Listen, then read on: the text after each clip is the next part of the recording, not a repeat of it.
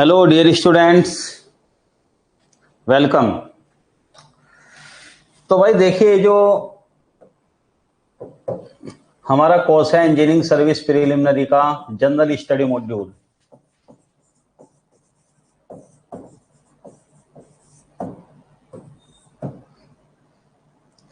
GS, इसमें start करेंगे material science.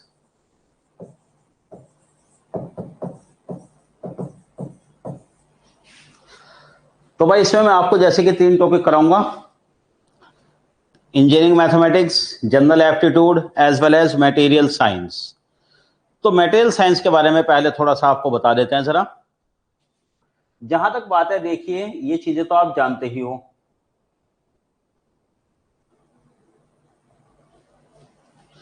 भाई जैसे कि जनरल स्टडी में आप जानते हो 10 मॉड्यूल्स हैं, एक तरीके से 10 टॉपिक्स हैं इसमें, material science one of them. तो वेटेज जैसे कि स्पेसिफाइड भी कर रखा कि सबका इक्वल वेटेज होगा, है ना। 10 सब्जेक्ट्स हो गए इसमें, 10 क्वेश्चन ऑफ ईच, यानी कि 100 questions. 10 question into 2 marks, 20 marks. तो एक रफ सा जो आइडिया कहें कि स्पेसिफाइड है हर एक टॉपिक से 10 क्वेश्चन। ये चीज आप लोग बड़े अच्छे से जानते हो, जनरल स्टडी के शुरुआत में बताई भी जा चुकी है ना। और ओरिएंटेशन क्लास में सौरभ पांडे बता भी देते हैं वैसे भी। तो खैर वो तो डिटेल में नहीं बताऊंगा आपको। हाँ, मैं इसमें क्या बताना चाहता हूं, देखो एक्चुअली मैंने जितना ऑब्जर्व किया, ये क्राइटेरिया ऐसा नहीं है कि हमेशा एग्जैक्टली फॉलो करते हैं 100%। अभी बता रहा हूं गौरव वाघ, आपका कोई डाउट सही है, 1 मिनट रुक जाओ, मैं सब बताता हूं जरा। पहले वही ओवरव्यू दे रहा हूं मैं आपको। अच्छा जयेश रंजन, आप लोग एक काम कीजिए, अपनी क्वेरी टाइप कर दीजिए, जैसे जयेश गौरव सिंह लिख रहे, मैं एक एक करके जवाब दे दूंगा, ये बात पूरी कर लूं मैं अपने, ठीक है। मेरे सामने है चैट बॉक्स, मैंने ओपन कर रखा, बताता हूं आपको सभी।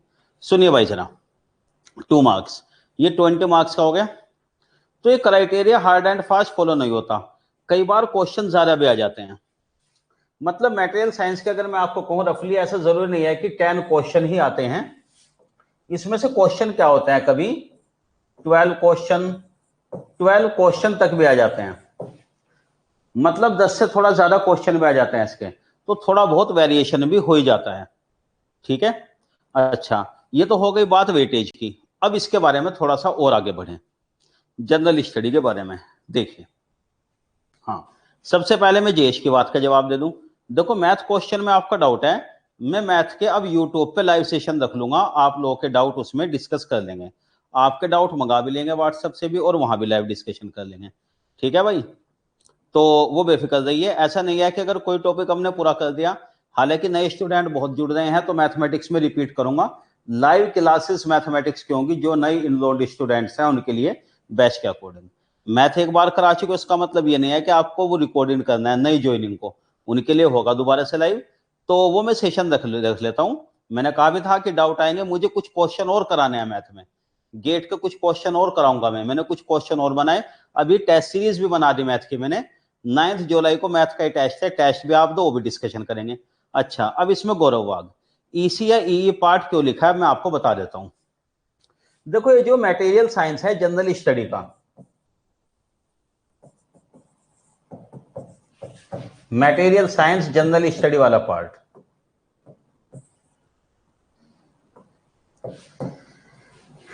इसमें एक्चुअली देखिए, यस यस बिल्कुल होगा गौरव, बेफिक्र रहिए, ठीक है ना।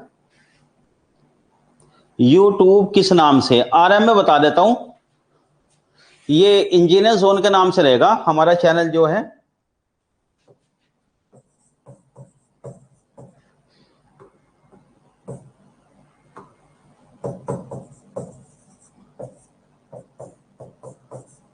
ये हमारे जो कंपनी है, इंस्टीट्यूट है, इसी के नाम से है, मेरे इंजीनियर्स जोन के नाम से है चैनल हमारा।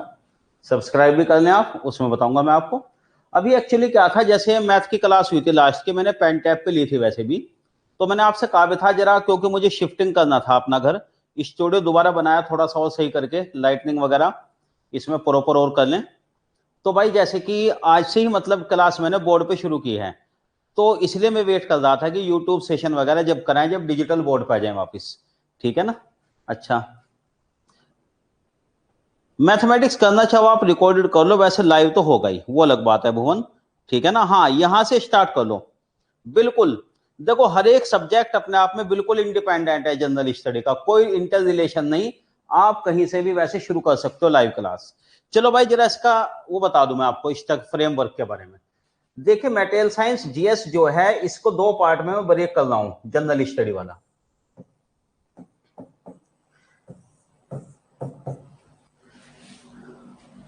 मटेरियल साइंस का जो सिलेबस है जनरल स्टडी में वो दो पार्ट में ब्रेक कर रहे हैं, ठीक है। सुनिए जरा, एक तो मटेरियल साइंस जो आता है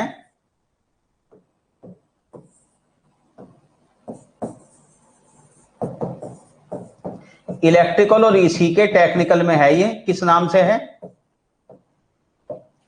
ये इलेक्ट्रिकल इंजीनियरिंग मटेरियल के नाम से है और मटेरियल साइंस के नाम से भी है।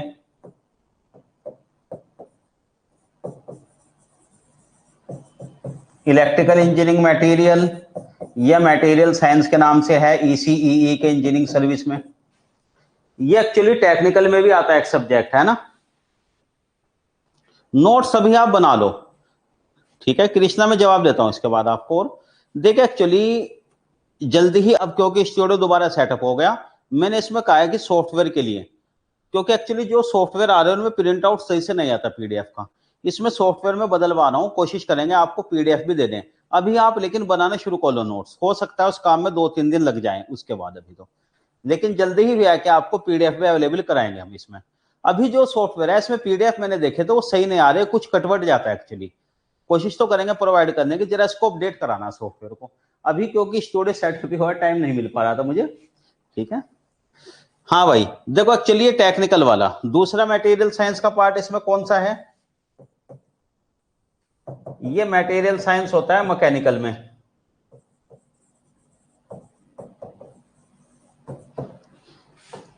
ये मैकेनिकल इंजीनियरिंग में, मैकेनिकल इंजीनियरिंग में इसी नाम से है। अब ध्यान से सुनो मेरी बात जरा भाई, टेक्निकल जो सब्जेक्ट आप लोग पढ़ते हो, टेक्निकल सब्जेक्ट आप लोग पढ़ते हो इलेक्ट्रिकल इलेक्ट्रॉनिक्स वाले भी, उसका सिलेबस, जो मैकेनिकल वाले टेक्निकल सब्जेक्ट पढ़ते हैं आप लोग अपना, उसका सिलेबस, यहां इन दोनों का कॉम्बिनेशन है मटेरियल साइंस में। कहने का मतलब यह है मेरा, ध्यान से सुनो बात मेरी, एक तरीके से मैं बता देता हूं, मेरी खुद की ब्रांच इलेक्ट्रिकल इलेक्ट्रॉनिक्स का फील्ड है मेरा, ये वाला सब्जेक्ट टेक्निकल में भी मैं पढ़ाऊंगा आपको, टेक्निकल सब्जेक्ट जब कराएंगे ये भी मैं कराता हूं, ठीक है। तो खैर कहने का मतलब यह है, जो आप लोग इलेक्ट्रिकल इलेक्ट्रॉनिक्स में पढ़ते हो बड़ी डिटेल में, उसका यहां डाइल्यूटेड वर्जन है, जनरल स्टडी में डाइल्यूटेड वर्जन है। तो जो इलेक्ट्रिकल इलेक्ट्रॉनिक्स वाले मेरा टेक्निकल सब्जेक्ट पढ़ लेता है अगर मैकेनिकल का, उनको यहां पढ़ने की जरूरत नहीं, यहां इसमें से हल्का फुल्का है थोड़ा ये, लेकिन मैकेनिकल इंजीनियर्स को ये चीज पढ़नी पड़ेगी, ये वाला पार्ट। इसी तरह मैकेनिकल वाले जो आप अपना टेक्निकल सब्जेक्ट पढ़ लेते हो उसमें मुझे एग्जैक्टली हालांकि मुझे 100% मैकेनिकल इंजीनियरिंग का कोई मैं श्योरिटी नहीं कह सकता, थोड़ा सा डाउट है मुझे, लेकिन मतलब जो आप मैकेनिकल में पढ़ते हो उसी का यहाँ डाइल्यूटेड वर्जन पढ़ाया जाता है। तो एक तरीके से दोनों सिलेबस का थोड़ा कॉम्बिनेशन है, इसलिए कहा था। इस सब्जेक्ट को मैंने दो पार्ट में डिवाइड इसलिए किया जनरल स्टडी का, ये वाला पोर्शन मैं आपको अभी कंप्लीट करा दूंगा। जहां तक बात है इस वाले पोर्शन की, mechanical properties of the material, civil का ही बताता हूं, ये जो प्रॉपर्टीज है इस मटेरियल्स की, ये वाला ये पार्ट हो सकता है मैं ही करा दूं आपको, मैं पहले करा चुका हूं, ये आपको बाद में कराएंगे जरा, या अगर हमें कोई हो सकता है कि कोई सुटेबल टीचर इसके मिल जाए मैकेनिकल सिविल वाले, वो करा दे इसको तो भी अच्छा रहेगा, नहीं तो मैं कराऊंगा आपको। अभी फिलहाल में ये वाला पोर्शन करा देता हूं, क्योंकि 15 जुलाई तक ये चीज कंप्लीट हो जाएगी। सौरभ पांडे सर जो है वो उसके बाद आईसीटी शुरू करेंगे, आपको बताया होगा सौरभ ने, ठीक है ना।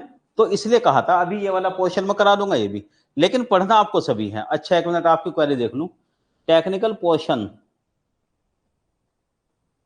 नहीं, टेक्निकल के लिए थोड़ा और डिटेल है पारुल, ईईईसी में यहां तो बहुत डाइल्यूटेड है, ठीक है ना। इसकी डिटेल है, लगभग इससे डबल पढ़ना पड़ेगा आपको वहां, लेकिन इंटरेस्टिंग है ये अच्छा खासा, तो कोई दिक्कत नहीं। हाँ, सिविल इंजीनियरिंग, देखो शायद सिविल में भी इसका कुछ पोर्शन है, मुझे सिविल का श्योर नहीं कि आप मटेरियल साइंस के बारे में कितना पढ़ते हो। हाँ, अभी सभी लोग क्लास करेंगे गौरव, अभी सभी लोग क्लास करेंगे। ये टोटल सिलेबस है जनरल स्टडी का दोनों मिलाकर, ठीक है ना। तो अभी मतलब ये है कि क्लास जो करेंगे आप सभी लोग करेंगे, मैकेनिकल, सिविल, इलेक्ट्रिकल, इलेक्ट्रॉनिक सभी लोग क्लास करेंगे मेरी ये वाली, सही है। अच्छा, इलेक्ट्रिकल प्री के लिए पार्ट 1 एनएफ है। देखो भाई, भुवन, ठीक है ना, भुवन से लगान फिल्म ध्यान आ जाती है ना, आमिर खान वाली लगान, अंग्रेजी से लगान ले आए थे, तो भुवन यहां भी यूपीएससी वाले से लगान वसूल कर लेना बढ़िया तरह, प्रीलिम मेंस इंटरव्यू सब जगह। तो खैर, हाँ अब मैं बता दा, देखो इलेक्ट्रिकल इलेक्ट्रॉनिक्स वाले केवल इस पर रिलाय नहीं करें, थोड़ा बहुत ये पोर्शन भी कर दें भाई। आप ये मान के चलो, इससे कई क्वेश्चन तो आपके बन जाते हैं, लेकिन कुछ क्वेश्चन तो रह ही जाएंगे आपके। अच्छा है, थोड़ा बहुत ये भी पढ़ लो, इलेक्ट्रिकल इलेक्ट्रॉनिक्स वाले कर लो, ये चीज भी सिलेबस में तो आई। अगर आपके ये मान के चलो, जैसे इसमें भी 5 क्वेश्चन मैं सेम मान लेता हूं, इसमें से 5 क्वेश्चन मिल गए। इलेक्ट्रिकल वाले, ईसी वाले 4 क्वेश्चन यहां से कर लो, 3 क्वेश्चन यहां से, 7 क्वेश्चन बहुत हैं। मैकेनिकल वाले वाइस वर्सा, 4 क्वेश्चन अपने, 2-3 क्वेश्चन यहां पे काफी हो जाएगा। अच्छा, हाँ तिवारी वेलकम। जीएस कॉमन है सबका, बिल्कुल। यहां जनरल स्टडी के हिसाब से पढ़ाऊंगा मैं, रुकिए रुकिए, ये मटेरियल साइंस है जनरल स्टडी का। टेक्निकल सब्जेक्ट में भी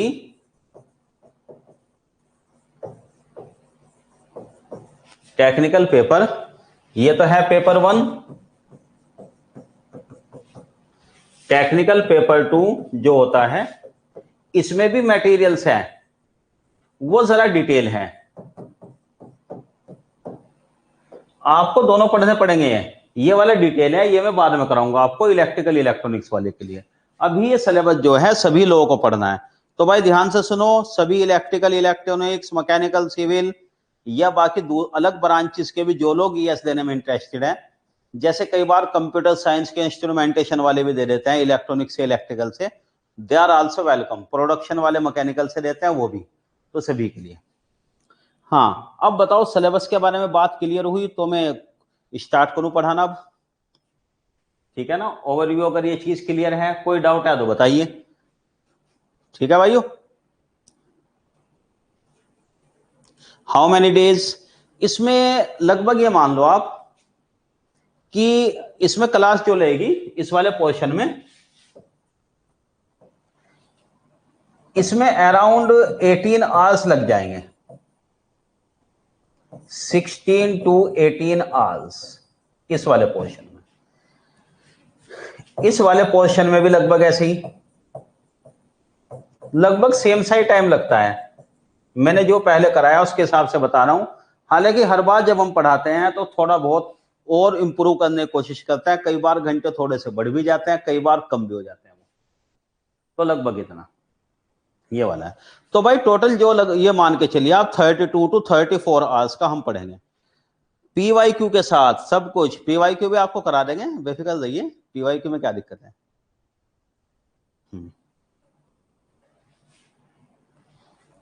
समझे, तो ठीक है, चलिए भाई शुरू करें सब लोग। हाँ अब समझो भाई, ये कॉमन टॉपिक है, जब हम ये पढ़ेंगे तो भाई सुनो, जब ये वाला पोर्शन करेंगे इलेक्ट्रिकल इलेक्ट्रॉनिक्स वालों को आसान रहेगा, मैकेनिकल सिविल को थोड़ा मुश्किल रहेगा, लेकिन लाइफ हमेशा बैलेंस करती है चीजें, नेचर बैलेंस करती है। ये पढ़ेंगे तो मैकेनिकल सिविल वाले थोड़ा कंफर्टेबल होंगे, इलेक्ट्रिकल इलेक्ट्रॉनिक्स को थोड़ा मेहनत करनी पड़ेगी, ठीक है ना। अच्छा सही है, हाँ भाई ठीक है, चलिए खैर। नहीं अब तो डेली क्लास चल रही भाई। देखिए सबसे अच्छी बात यह है, हटके आपको मैं एक बात बता दूं, हालांकि मैं इधर उधर की बात करने में ज्यादा यकीन नहीं रखता क्लास में, मैं चाहता हूं पढ़ाई की बात हो। वंस अगेन भाई ये बड़ा अच्छा लगा कि आप लोगों ने जनरल स्टडी के जो बैच है आरोहण पे जो हम चला रहे हैं हमारी टीम, उसको बड़ा अच्छा रेस्पॉन्स दिया, ठीक है ना। सौरभ पांडे, मी, हैदर सर और थोड़ा बहुत क्वेश्चन शायद राहुल सर भी लेंगे, तो उसको बड़ा अच्छा रेस्पॉन्स दिया। लगातार नए नए बैच की डिमांड आ रही है और हम कोशिश भी कर रहे हैं, और हमारा यह है टारगेट की भी मशीन की क्लास सोमालिका कल से शुरू हो जाएगी इंजीनियर जोन में।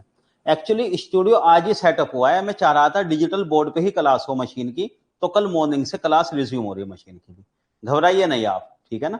मैंने इसलिए रोक दिया था वो मशीन क्योंकि मैं पेन टैप पे ली थी 2-3 क्लास, लेकिन जरा पेन टैप पे इतना मजा नहीं आ रहा था मशीन जैसे सब्जेक्ट का, तो वो कल से क्लास रिज्यूम हो जाएगी।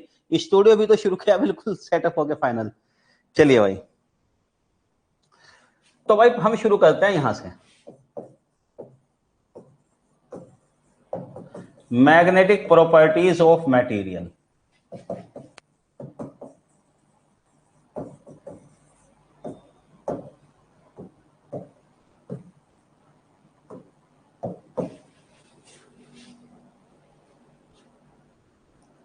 यस यस, सूर्यांश कल सकते हो आप क्लास, ठीक है। कल बात कर लेंगे क्लास में, फिर से आ जाओ सूर्यांश कल 10 बजे मशीन के बारे में जब भी बात करेंगे।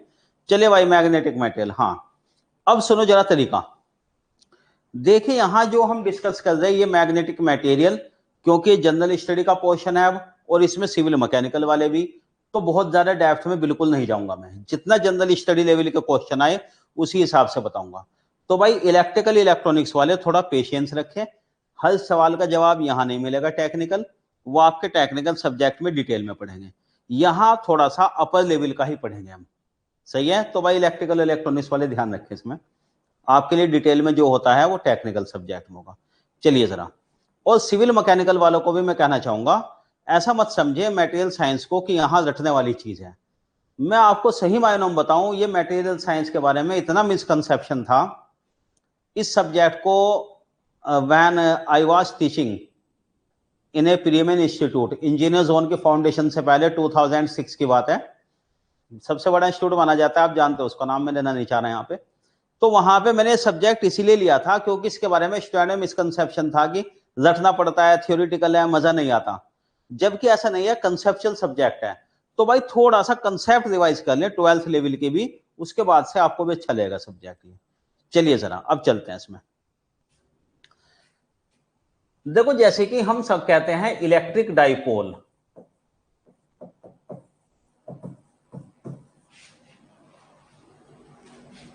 इलेक्ट्रिक डाइपोल क्या था,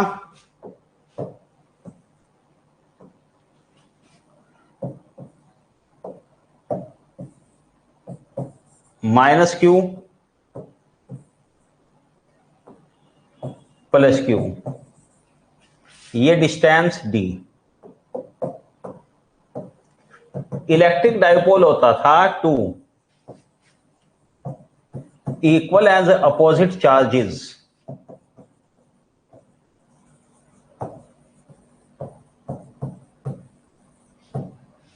separated by a small distance,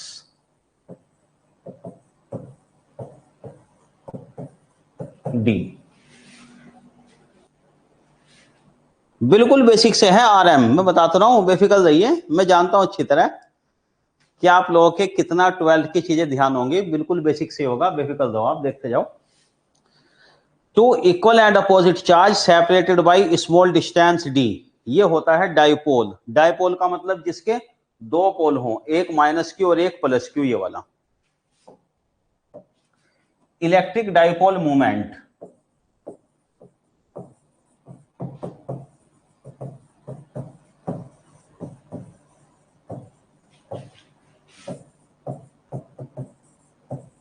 Q into D, unit आप लोग जरूर याद रखें, कूलम मीटर, यूनिट होती है कूलम मीटर, और डायरेक्शन कैसे शो करते हो, माइनस से प्लस की तरफ। डायरेक्ट क्वेश्चन डेफिनेशन वाले भी आपको प्रीलिमिनरी में मिल जाते हैं, ऐसी चीजें ध्यान रखना।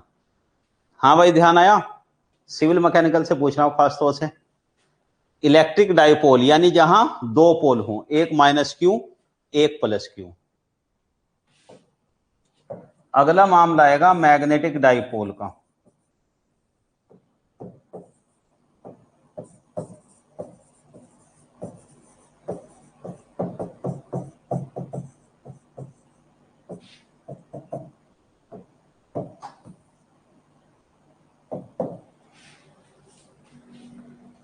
मैग्नेटिक डाइपोल जैसे इलेक्ट्रिक डाइपोल है, इसी तरह मैग्नेटिक डाइपोल।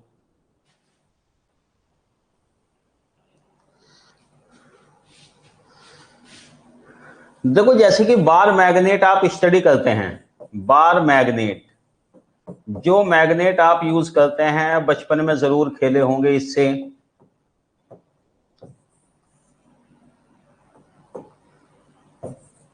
ये है मैग्नेटिक, बार मैग्नेट है।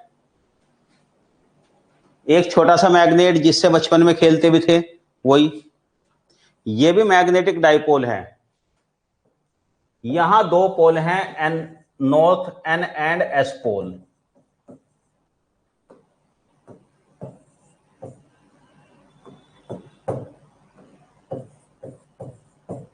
साउथ पोल एंड नॉर्थ पोल,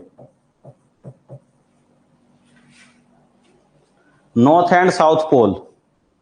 इसके नाम कहां से रखे गए थे, ध्यान आया कुछ?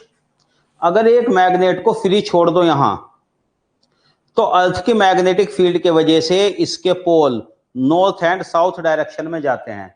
जैसे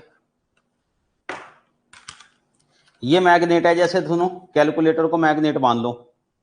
अगर इसको फ्रीली लटका दो तो नॉर्थ और साउथ डायरेक्शन में जाता है ये। वो क्यों? उसका रीजन होता है अर्थ की मैग्नेटिक फील्ड। तो इसलिए इसके नाम नॉर्थ एंड साउथ पोल हमने रख दिया, रीजन ये था वो। अब मैग्नेटिक डाइपोल के बारे में सुनो। अब देखो, एक्चुअली आपने एक चीज ध्यान से समझी होगी, एक चीज तो आपने ऑब्जर्व की होगी, मैग्नेट को सबसे पहले क्या आइडेंटिफाई करता है लेमैन पर्पज के लिए, इंजीनियरिंग से हटके बताओ। मैग्नेट के बारे में हम ये जानते हैं, अट्रैक्ट्स आयरन, कि ये लोहे को आकर्षित करता है, आयरन को अपनी तरफ खींचता है ये, है ना? इसके हिसाब से उसी के बेस पे हम मैग्नेटिक फील्ड लाइन बनाते हैं, जहां मैग्नेटिक फोर्स बनता लगता है।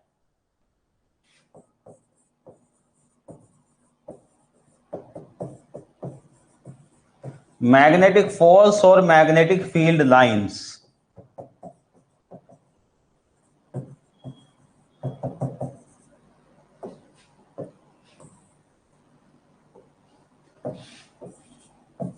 represents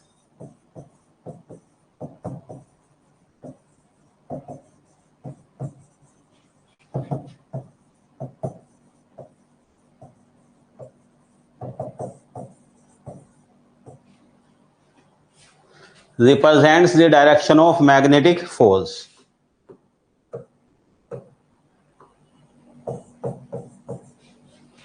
ये मैग्नेटिक फोर्स की डायरेक्शन बताता है। हाँ, चुंबक, बिल्कुल सही, वही उसी की बात कर रहे हैं। मैग्नेटिक प्रॉपर्टी का मतलब वही है, मैग्नेट को जरा अच्छे लेवल पे थोड़ा सा स्टडी करता है डिटेल में। मैंने कहा आप लोगों को भी इंटरेस्टेड रहेगा, ऐसी बात नहीं है, थोड़ा सा पढ़ेंगे, सिविल मैकेनिकल वालों को भी इंटरेस्टिंग लगेगा इसमें, क्योंकि कॉम्पैक्ट वे में समझाएंगे आपके जो क्वेश्चन से रिलेटेड है। देखो भाई जरा, मैग्नेटिक फोर्स की जो डायरेक्शन बताता है कि आयरन पीस है, उस पर मैग्नेटिक फोर्स कैसे लगेगा, क्या होगा। अब सुनो आप मेरी बात।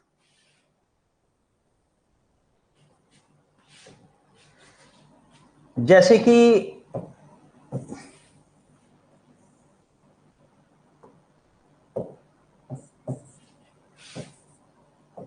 मैग्नेटिक फ्लक्स लाइंस इस तरह आती हैं,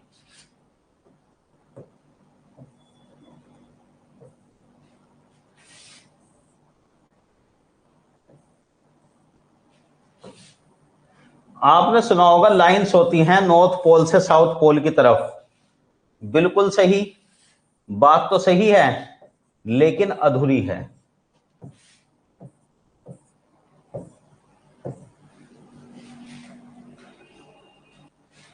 यस, ये जो आपने सुना होगा lines from north to south,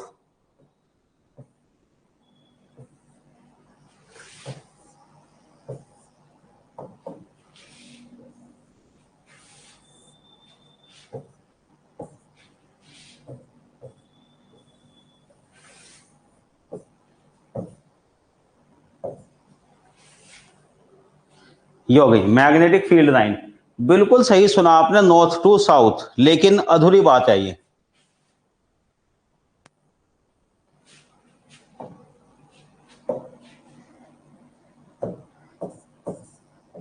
north to south ये केवल होता है आउटसाइड द मैग्नेट,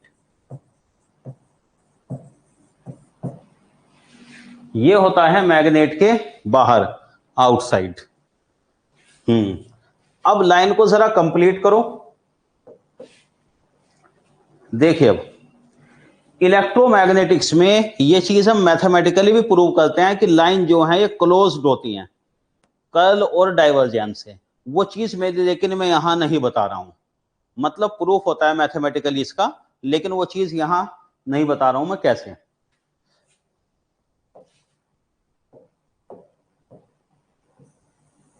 क्योंकि जीएस के हिसाब से उतनी डिटेल की जरूरत नहीं। तो ये बताओ अंदर क्या डायरेक्शन आ गई भाई? अंदर डायरेक्शन आ गई S2N। ये S2N भी होती हैं इनसाइड द मैग्नेट।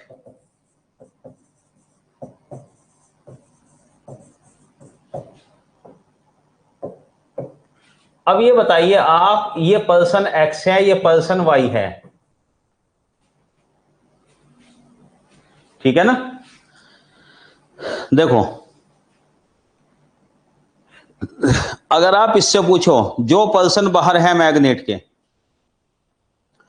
जो इंसान मैग्नेट के बाहर है, वो क्या बताएगा डायरेक्शन? वो बताएगा north to south, N to S।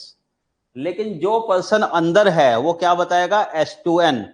कहते हैं ना भाई, नजरिए का भी फर्क होता है और उस जगह का भी फर्क होता है, किस जगह स्टैंड कर रहे। दोनों के भी सही हैं, इसमें कोई झगड़े वाली बात नहीं कि भाई कहने लगे north to south, south to north, ये दोनों का झगड़ते नहीं अपने आप में, तो कोई मतलब नहीं। क्या कहेंगे भाई, अपने अपनी जगह दोनों सही हैं। कहते हैं ना, इसके हिसाब से भी सही है कि नॉर्थ टू साउथ, इसके हिसाब से साउथ टू नॉर्थ, ठीक है?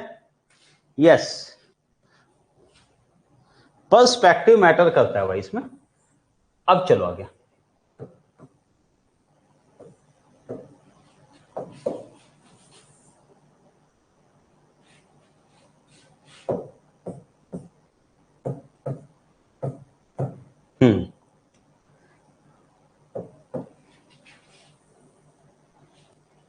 ये हैं मैग्नेटिक फील्ड लाइंस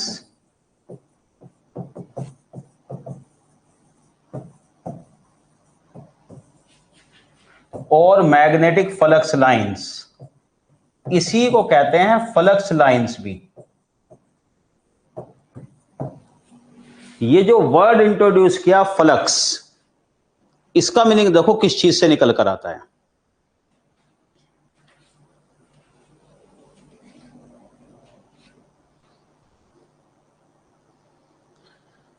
ये रही magnetic field lines, magnetic flux line, flux lines है ये सारी।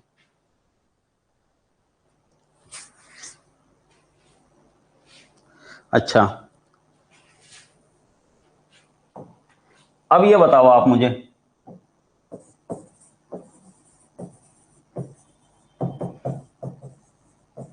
मैग्नेटिक फ्लक्स डेंसिटी, जब हम बात करते हैं फ्लक्स का मतलब तो लाइन से ही है। मैग्नेटिक फील्ड लाइन जो फोर्स की डायरेक्शन बताती है, इसको एक नया नाम दिया फ्लक्स। देखो फील्ड लाइन एक जनरल वर्ड हो गया, क्वालिटेटिव वर्ड। जब फ्लक्स की बात करते हैं, ये हो गया क्वांटिटेटिव भी। इसको मैथमेटिकली रिप्रेजेंट कर सकते हैं नंबर्स में। ये तो एक जनरल वर्ड है, ये नंबर्स की तरह हो गया, ठीक है ना? समझ रहे बात? जैसे वही भाई ये कह दो क्राउडेड है प्लेस, ठीक है ना? लेकिन अगर ये कहो डेंस है, क्राउडेड में और डेंस में एक छोटा सा डिफरेंस होता है। क्या? डेंस का मतलब है कि मैथमेटिकल पैरामीटर है कि नंबर ऑफ पर्सन पर यूनिट एरिया, उस एरिया में कितने नंबर, कितने एरिया में। क्राउडेड का मतलब तो बस एक जनरल टर्म हो गई, भीड़ के जैसी।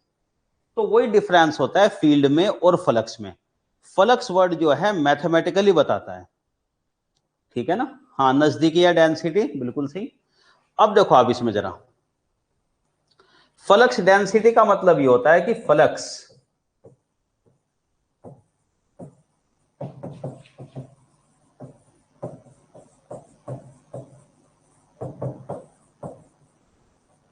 पर यूनिट एरिया।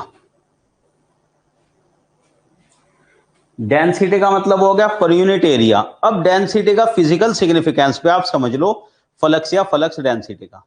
हाँ, पहले आप भाई आराम से देख लो, आराम आराम से समझते हैं।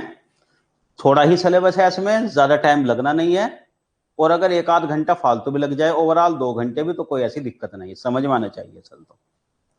क्योंकि देखो रटने से क्वेश्चन नहीं बनते। क्वेश्चन जनरल स्टडी के हैं भले ही बहुत डेप्थ के नहीं, लेकिन इतने भी आसान नहीं है कि सिंपली रट के बन जाएंगे, थोड़ा सा तो समझना पड़ेगा सभी लोगों को। तो अब ये बताओ आप मुझे इसमें, जैसे इस मैग्नेट के बारे में,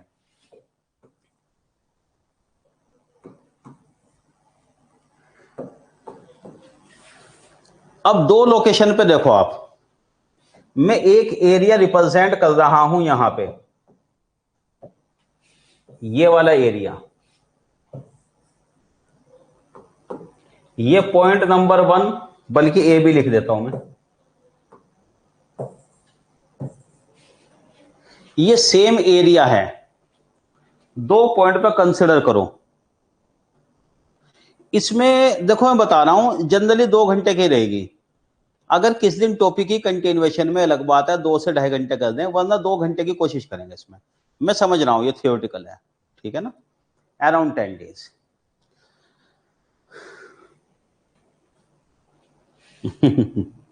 हाँ, ये बताओ ज्यादा डेंसिटी कहां है? यहां पे अगर आप काउंट करो, ये वाला एरिया,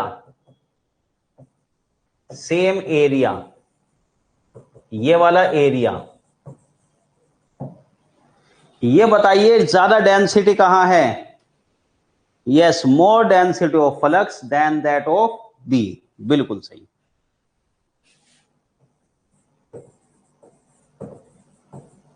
हायर फ्लक्स डेंसिटी, इस वाले में lower flux density.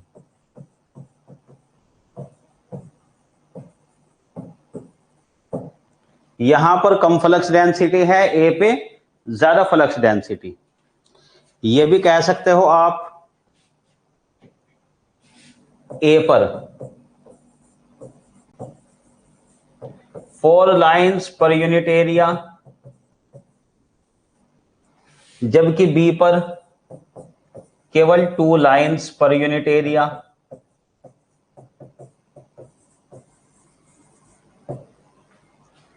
Four lines and 2 lines पर यूनिट एरिया, है ना डिफरेंस, हायर डेंसिटी और लोअर डेंसिटी। ये बताता है, ये पैरामीटर है मैग्नेटिक फ्लक्स डेंसिटी। तो भाई ये जो वर्ड है मैग्नेटिक फ्लक्स और फ्लक्स डेंसिटी, इसका सिग्निफिकेंस क्लियर है नहीं? फ्लक्स का मतलब सिंपली लाइनों से है, कितनी लाइनें हैं, ठीक है ना, और फ्लक्स डेंसिटी का मतलब होता है कितनी डेंसिटी है एक पर्टिकुलर एरिया में। ये डिफरेंस है इसका।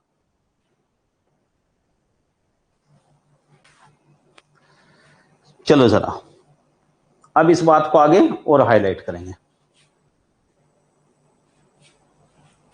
Magnetic flux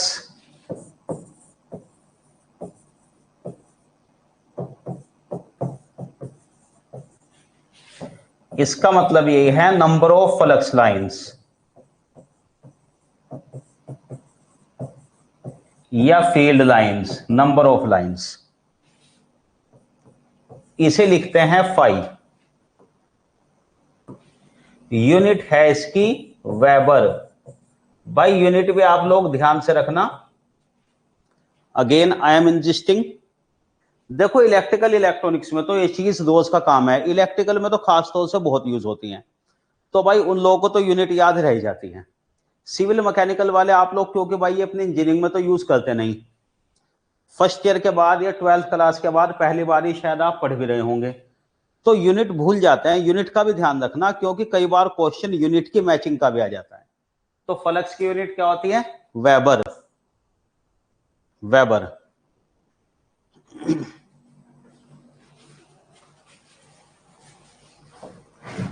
magnetic flux density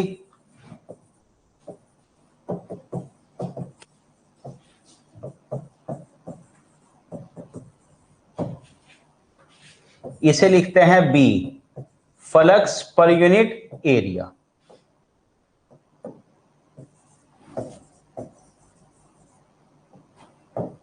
ये यूनिट हो जाएगी weber per metre square. Flux की यूनिट वेबर और इसकी unit weber per metre square.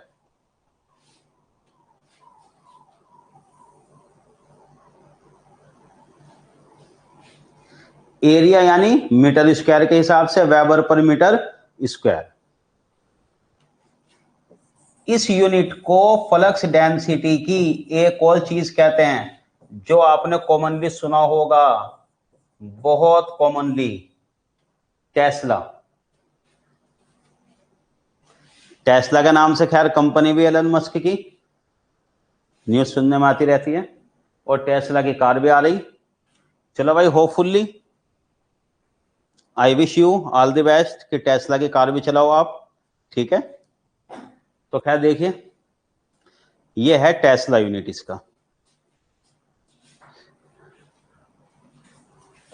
और टेस्ला का ही मतलब होता है 1 न्यूटन पर एम्पियर मीटर।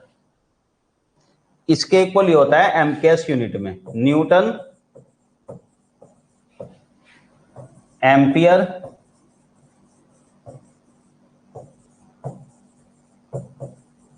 मीटर।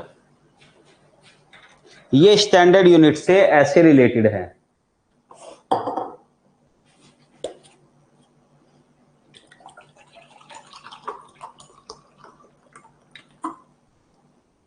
आ जाएगी जब तक, जयेश बेफिक्र रहो।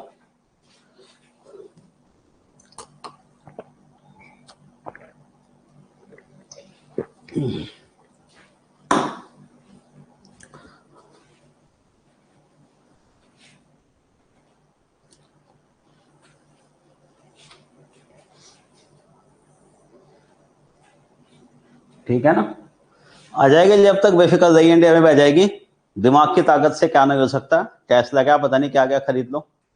तो खैर 1 टेस्ला 1 ये यूनिट है इसकी, समझ गए बात। तो इसका मतलब ये हुआ कि 1 वेबर को ये भी लिख सकते हो आप 1 टेस्ला इंटू मीटर स्क्वायर, ये भी होता है।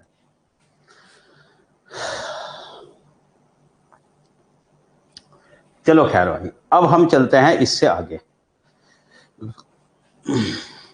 अभी तो मुझे आपको इंट्रोड्यूस करना था कि मेजरमेंट कैसे करते हैं इसका। फ्लक्स का मतलब लाइनों से ही है, कितने लाइनें हैं टोटल, कितना है टोटल लाइंस।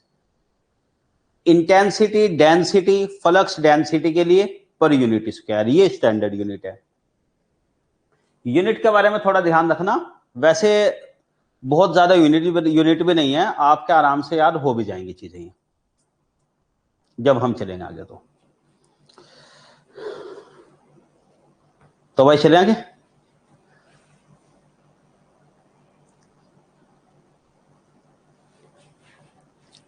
चलिए, तो भाई हमारी कहानी शुरू हुई थी, उसी जगह वापस आते हैं, डाइपोल से।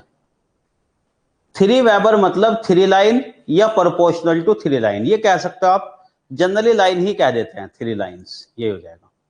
वो डिपेंड करता है, कई बार 1 वेबर को 1 लाइन मानते हैं, कई बार 1 मिली वेबर को भी 1 लाइन मान लेते हैं।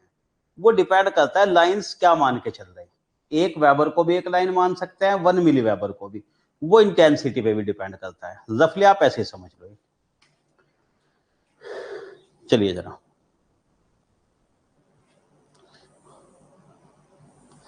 हाँ, तो हम बात कर रहे थे डाइपोल की।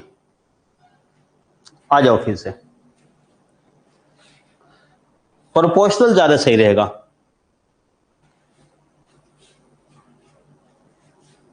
मैग्नेटिक डाइपोल ये रहा। अब आ जाओ वापस जरा फिर से यहां ये भाई, अब हमने क्या बताया, इलेक्ट्रिक डाइपोल, दो equal and opposite charge separated by a distance. इसका डाइपोल मोमेंट कैसे डिफाइन किया मैंने, coulomb metre Q into D. अब मैं मैग्नेटिक डाइपोल मोमेंट डिफाइन करना चाहता हूं। जैसे इलेक्ट्रिक डाइपोल का डाइपोल मोमेंट है, इसी तरह मैग्नेटिक डाइपोल का डाइपोल मोमेंट कैसे बताया जाएगा। अच्छा अच्छा ठीक है। वो होता क्या है ना गौरव, मैं ज्यादातर देख रहा हूं आपके कमेंट्स पे, इसलिए वो यहीं पे नजर जाती है। खैर चलिए, इसके कमेंट की स्क्रीन भी यहीं लगानी पड़ेगी ऐसा लग रहा है फिर। चलो खैर। आगे सुनो। अब मैग्नेटिक डाइपोल मोमेंट डिफाइन करने की तरफ हम चलते हैं। भाई ये तो मैग्नेटिक डाइपोल हो गया ऐसे, अब आ जाओ दूसरे तरीके से।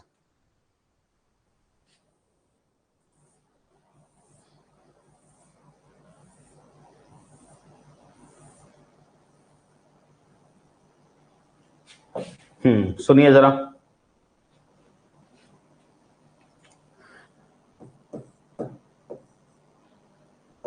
ईच करंट कैरिंग कंडक्टर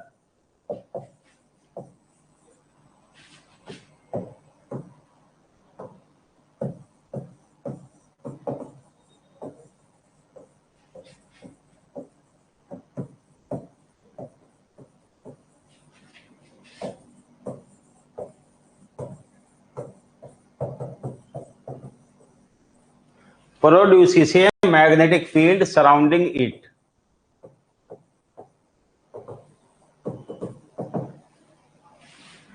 ये स्टेटमेंट आप जानते हो। अच्छा जूम ज्यादा कर दूं, मुझे लगा कि जूम आउट करना रहता है।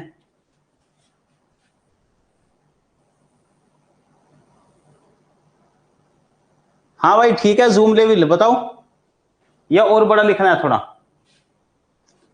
एक्चुअली फिजिकल क्लास क्योंकि 300-400 स्टूडेंट की होती है, बड़ी क्लास तो बड़ा लिखने की आदत है वैसे। इसमें स्टूडेंट कहता है कि सर छोटा लिख दो, थोड़ा स्क्रीन पे विजिबल आराम से हो जाएगा। तो आप लोग बता दीजिए, जिस फॉन्ट में कंफर्टेबल हो उसी हिसाब से लिख देंगे। Each current carrying conductor produces a magnetic field surrounding it. ठीक है चलिए। हर एक करंट कैरिंग कंडक्टर अपने चारों तरफ, अच्छा ठीक है, अपने चारों तरफ मैग्नेटिक फील्ड प्रोड्यूस करता है। समझ रहे हैं आप इस बात को? अपने चारों तरफ मैग्नेटिक फील्ड प्रोड्यूस करता है ये। अब ये क्यों करता है उस लेवल पे अभी नहीं जा रहे हम, ठीक है ना, यहां से मानकर चलो। ठीक है। करंट कैरिंग कंडक्टर क्या प्रोड्यूस करता है? फील्ड। ये एक्सपेरिमेंट से ऑब्जर्व हुआ। क्यों? वो यहां आपके लेवल पे मैं डिस्कस नहीं करूंगा जनरल स्टडी में। क्यों इस बात को, क्यों नहीं, आगे चलते हैं यहां से। देखिए, अगर मैं कंसिडर कर लूं एलिमेंट्री करंट लूप, एक सिंपल सा करंट का लूप। देखो भाई क्या,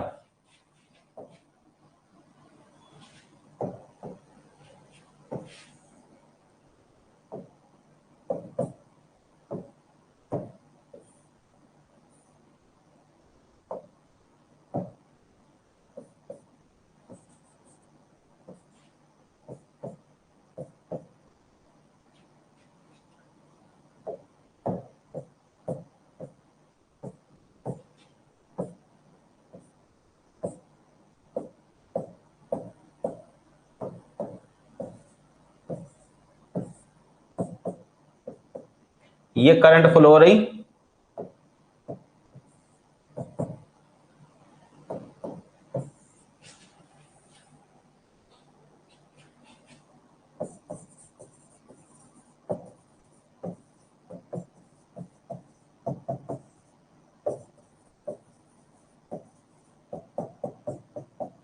इसमें करंट फ्लो करा दी गई आई, इसकी लूप की रेडियस है आर।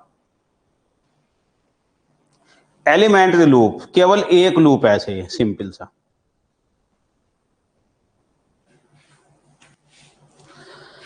अच्छा, इसका अगर साइड व्यू आप देखो, साइड व्यू साइड से तो ऐसे नजर आएगा ये।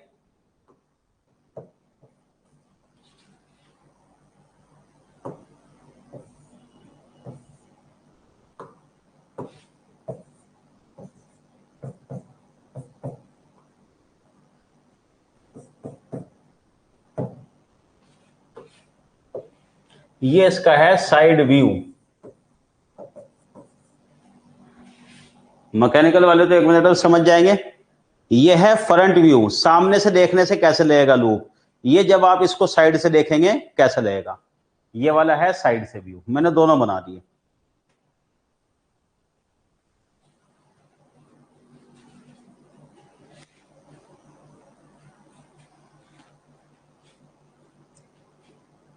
समझे? अच्छा,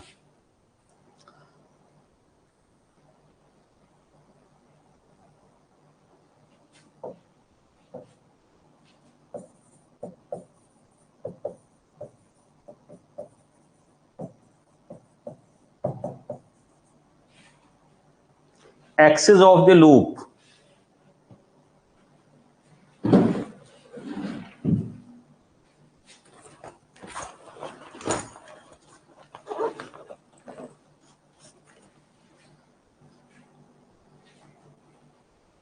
देखो भाई, एक्सिस ऑफ द लूप,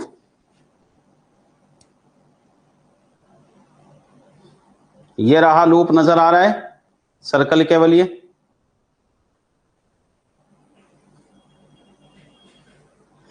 ऐसे शो कर देता हूं मैं, मेरे ख्याल से इधर से ज्यादा सही नजर आ रहा है। हाँ भाई देखिए, ये लूप है, फ्रंट व्यू ऐसे नजर आ रहा है, साइड से ऐसे नजर आएगा।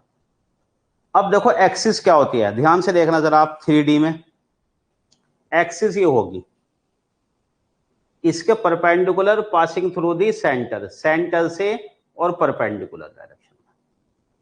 समझ गए? इसे कहते हैं लूप की एक्सिस। देखो एक्सिस इसके सेंटर पे और ये परपेंडिकुलर। समझ रहे भाई एक्सिस क्या होती है? Yes, okay, axis.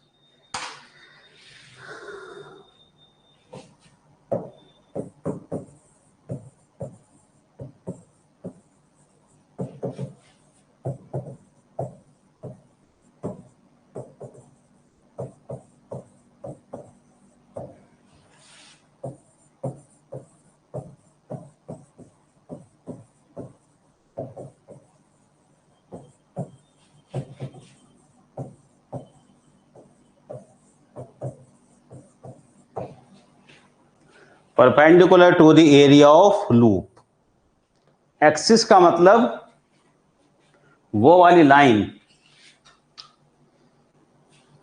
जो लूप के सेंटर से जा रही हो और परपेंडिकुलर हो। ये वाली लाइन देखो, ये लूप इसके सेंटर से ऐसे परपेंडिकुलर, ये प्लेन हो गया इसका, इसके परपेंडिकुलर साइड से ऐसे नजर आएगी। देखो एक्सिस साइड से नजर आएगी। एक बात और मैं लिखने जा रहा हूं,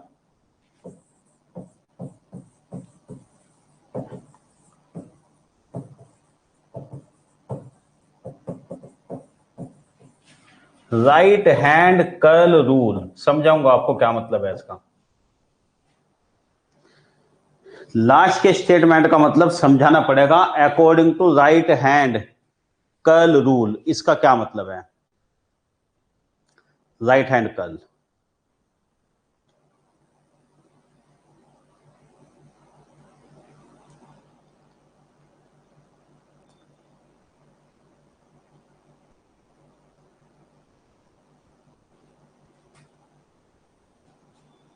यस, इनसाइड व्यू बता रहा हूं आपको, एक मिनट रुको।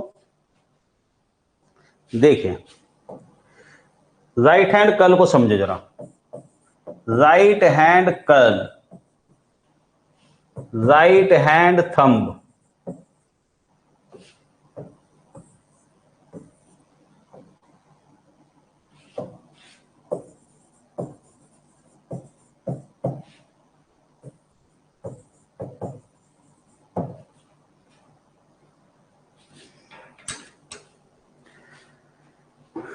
सुनिए बात जरा। देखो भाई फिर से, ये रहा लूप, ये रही एक्सिस, लेकिन अब सवाल ये है कि एक्सिस इस डायरेक्शन में या इस डायरेक्शन में। एक्सिस की डायरेक्शन क्या होगी, अंदर की तरफ ऐसे या बाहर की तरफ? ठीक है ना, ये सवाल तो अभी बचा हुआ है ना। यस यस, वही वाला। देखो कर्ल उससे डिफाइन होता है, वो फिजिकल सिग्निफिकेंस है कर्ल का। कर्ल तो खैर सिविल मैकेनिकल वाले भी फ्लूइड मैकेनिक्स में शायद पढ़ते होंगे। जो क्रॉस प्रोडक्ट से लाते हो डेल क्रॉस एफ से, वो फिजिकल सिग्निफिकेंस होता है कर्ल का। यहां मैं बता रहा हूं आपको इसकी एप्लीकेशन, ये वाला अलग चीज है उससे। सुनिए बात अब जरा, हाँ भाई ध्यान से सुनो मैं क्या बता रहा था आपको। ये लूप है, एक्सिस बाहर की तरफ या अंदर की तरफ, ऐसे। ये आएगा राइट हैंड कर्ल रूल, दोनों में से कौन सा? ध्यान से सुनिए, ये करंट और ये एक्सिस, बताता हूं आपको। ये रहा राइट हैंड, यस, दाहिना हाथ। कर्ल, कर्ल मतलब घुमावदार, कर्ल का मतलब ये घुमावदार। कर्ल किसे कहते हैं? घुंघराले बाल वाले को कहते हैं ना कर्ली हेयर, घुंघराला, घुमावदार, वहां से रिलेट करो। कर्ल का मतलब ये,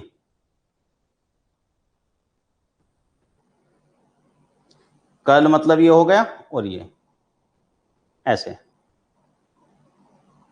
ये कर्ल और ये थंब।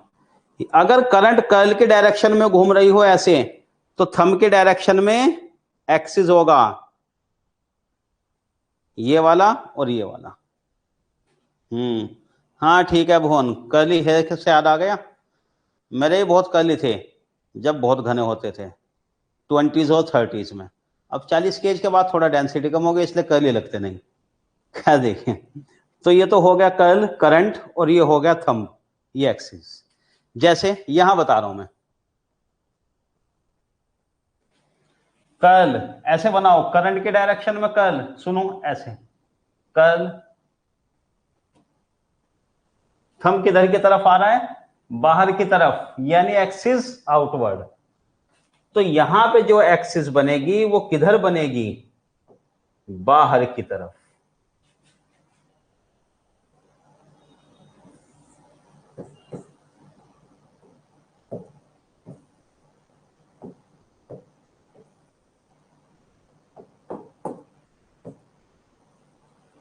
ये एक्सिस, यहां पे समझो, ये कर्ल ऐसे, करंट ऐसे आ रही, कर्ल, एक्सिस इस साइड,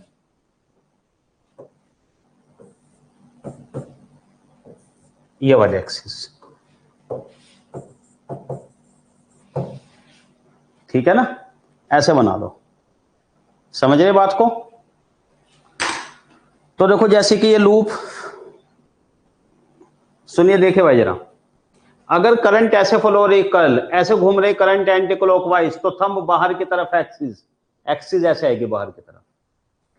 अगर करंट जो है क्लॉकवाइज है, कर्ल ऐसे, थंब इनवर्ड, फिर ये हो जाएगा इनवर्ड अगर ये क्लॉकवाइज है करंट।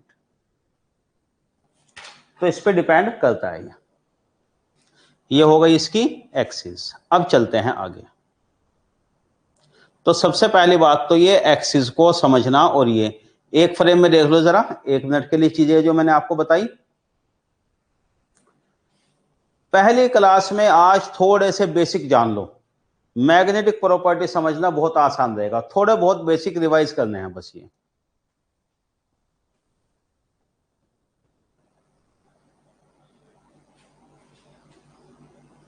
चलो भाई जरा, अब देखो जैसे कि शुरुआत हमने कहां से की थी इसमें, यहां से, every current carrying conductor produces a magnetic field. ये जो मैंने लूप बनाया, इसकी भी मैग्नेटिक फील्ड आती है, इसकी फ्लक्स लाइन आती है। कैसे आती है इसकी लाइन? देखिए,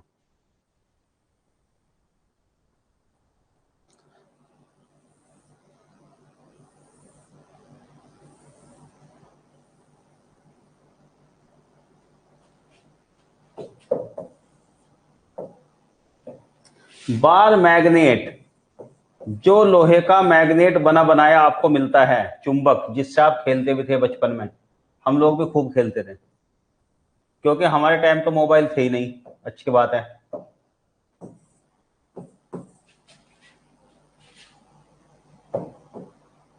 ये होती है इसकी एक्सिस H2N।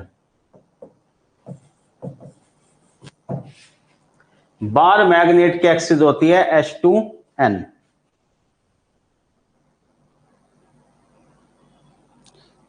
चलिए कोई बात नहीं, यहां से नोट डाउन करना शुरू कर दो।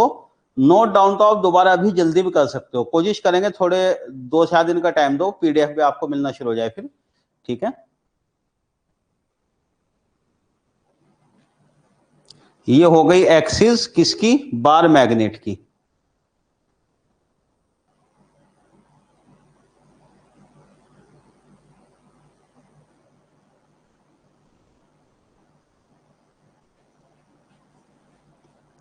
समझ में आया, ये आ गई बार मैग्नेट की H2N। अब सुनिए,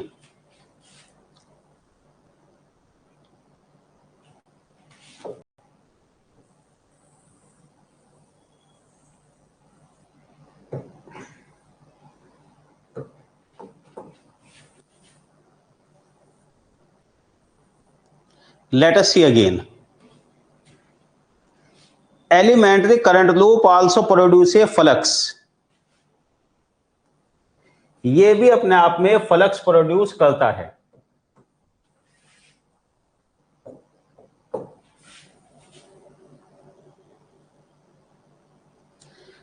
इसका फ्लक्स देखो, मैग्नेटिक फील्ड कैसे आती है इसकी भी,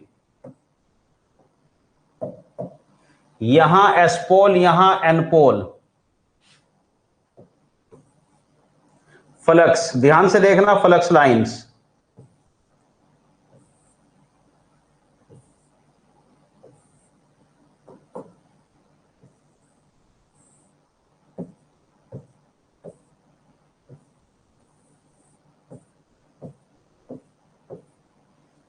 हो गया ना मैग्नेट की तरह। Current carrying conductor produce a flux, अंदर एस से एन, बाहर एन टू एस। देखो बिल्कुल ऐसे ही जैसे ये प्रैक्टिकली ऑब्जर्व किया कि करंट कैरिंग कंडक्टर भी मैग्नेट की तरह बन जाता है, जो करंट लूप है वो मैग्नेट की तरह, वाइस वर्सा।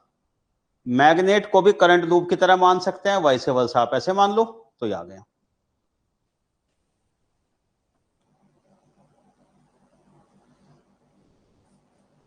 समझे बात, क्यों ये प्रैक्टिकली ऑब्जर्व हुआ, इसका क्यों मैं नहीं बताऊंगा डिटेल में इतना, माइक्रोस्कोपिक इलेक्ट्रॉनिक लेवल पे जाकर अभी, कि ये ऐसे बन गया S pole N pole axis, और ये एक्सिस से पता चलता है H2N, पोल कैसे बनेंगे, डायरेक्शन कैसे आएगी।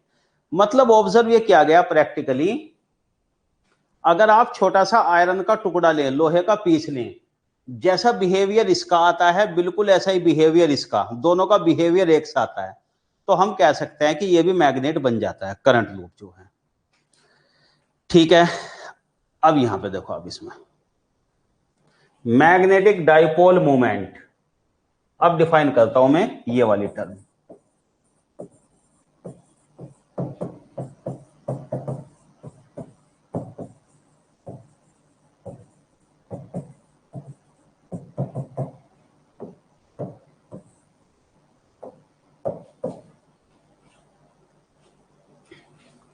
मैग्नेटिक डाइपोल मोमेंट मैथमेटिकली क्या होता है टर्म ये, ठीक है। प्रीवियस ईयर के क्वेश्चन कराऊंगा, आपको नजर आ जाएगा, इस पे क्वेश्चन आ चुका। डाइपोल मोमेंट देखो क्या है, PM current multiplied by area eta.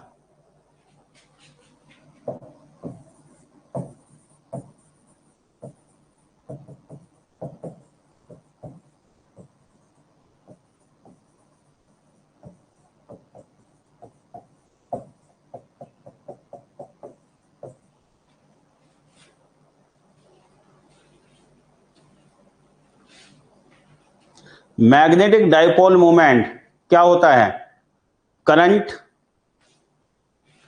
Current in the loop, loop में कितनी करंट है, अब दिखाई देगा सही, यहां लूप में कितनी करंट है, एरिया पाई आर स्क्वायर, कितना एरिया है, तो इसकी यूनिट क्या होगी, यूनिट होगी ampere into metre square. Unit भी भाई याद रखते चलना आप लोग, एम्पियर मीटर स्क्वायर। ये ईटा क्या है इसके बारे में बताता हूं, जो मैंने एन जैसा लिखा ईटा,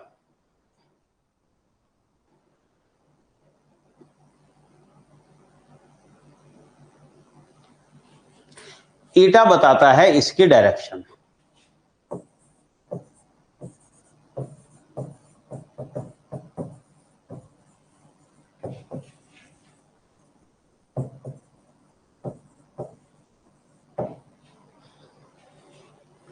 ईटा is the unit vector along the axis.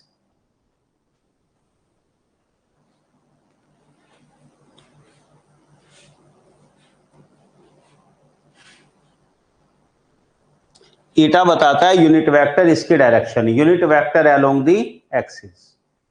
Unit vector तो समझ गए, बस वही है।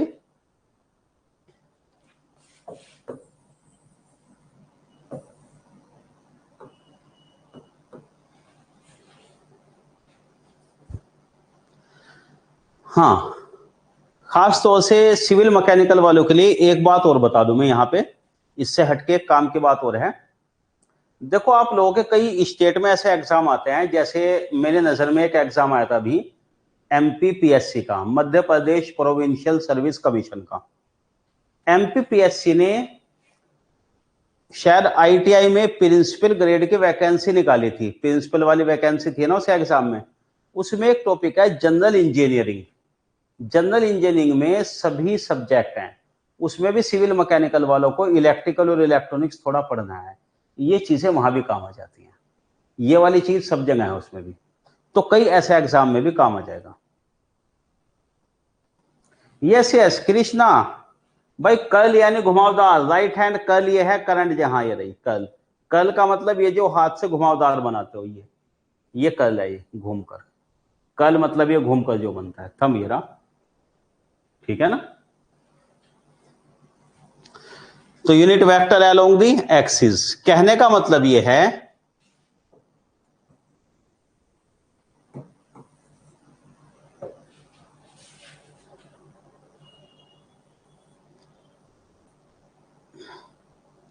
इस करंट लूप में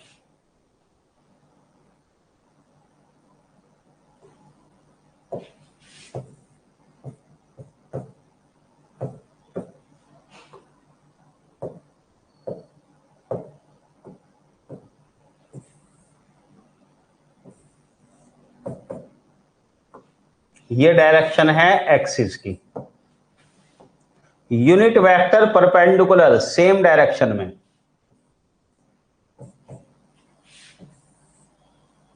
ये है unit vector, unit vector needless to say आप लोग जानते हैं।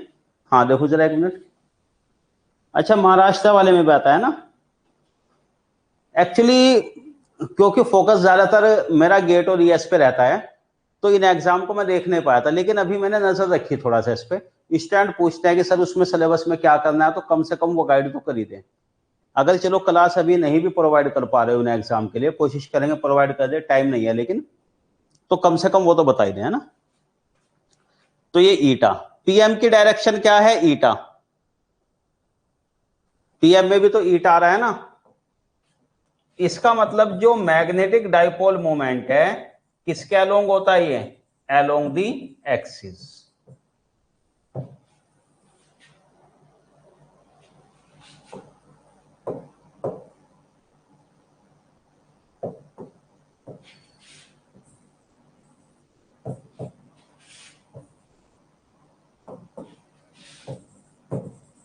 पीएम,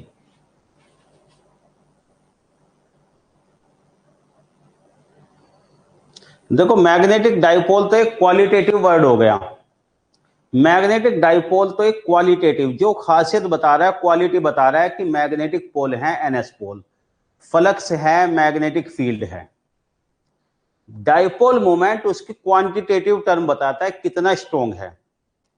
अब अगर आपको कंपेयर करना है दो मैग्नेट में कौन सा स्ट्रॉन्ग है, ठीक है ना, दो मैग्नेट है, कौन सा ताकतवर है, किसकी स्ट्रेंथ ज्यादा है, कैसे कंपेयर करोगे, मैग्नेटिक डाइपोल मोमेंट से। डाइपोल मोमेंट कितना आ रहा है, पीएम की वैल्यू क्या है उसके लिए, ये डिपेंड करेगा। इसको हमने एक टर्म ऐसा दे दिया जिससे स्ट्रेंथ हम कंपेयर कर लेंगे। मैथमेटिकली बहुत सारी चीजों के लिए पीएम की वैल्यू यूज होगी। तो समझ गए आप, मैग्नेटिक डाइपोल मोमेंट, डाइपोल था, डाइपोल होता ही है मैग्नेट में, ये हम जानते हैं। अब उसका मैथमेटिकल बनाने के लिए उसे कंपेयर किया करंट लूप से। देखा गया कि जो चुंबक होता है ऐसा और ये लूप दोनों एक तरीके से बिहेव कर रहे, तो यहां से बता दिया हमने, ठीक है। इसलिए देखो आगे से मैग्नेटिक डाइपोल का रिप्रेजेंटेशन कैसे करेंगे हम? ये क्योंकि क्वेश्चन में भी आपको मिल जाएगा इस तरीके से कई बार डायग्राम बना हुआ, तो भाई समझ लो जरा।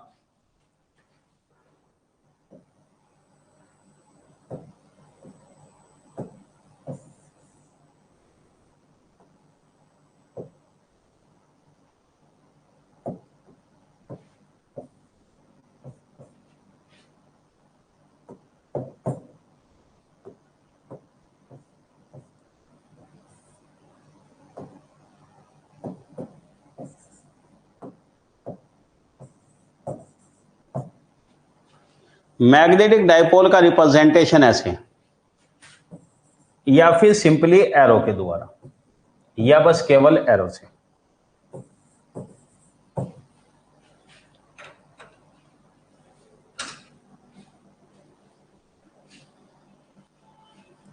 ये जो सर्कल सा दिखाई देता है इसके सिंबल में, इसका सिंबल है ये magnetic dipole symbol. I think self explanatory. इसके सिंबल में जो सर्कल सा दिखाई देता है, समझ गए ना क्या है? करंट लूप के जैसा एरो भी बना देते हैं, कई बार केवल ऐसे बना देते हैं।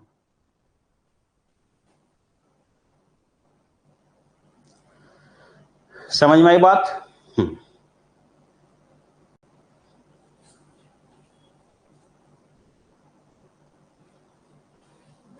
सोचो भाई, क्वेश्चन है, क्वेश्चन पूछो। पानी पी लेते इतने।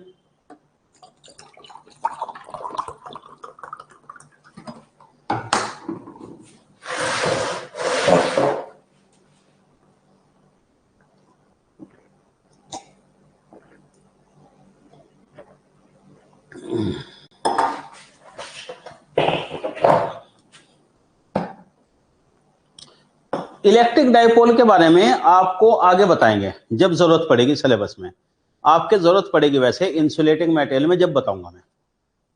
बस अभी तो ये मान लो electric dipole two equal and opposite charge, negative charge positive charge से मिलकर बना, एक पोल नेगेटिव चार्ज का, एक पॉजिटिव चार्ज का, वो है यह मैग्नेटिक डाइपोल।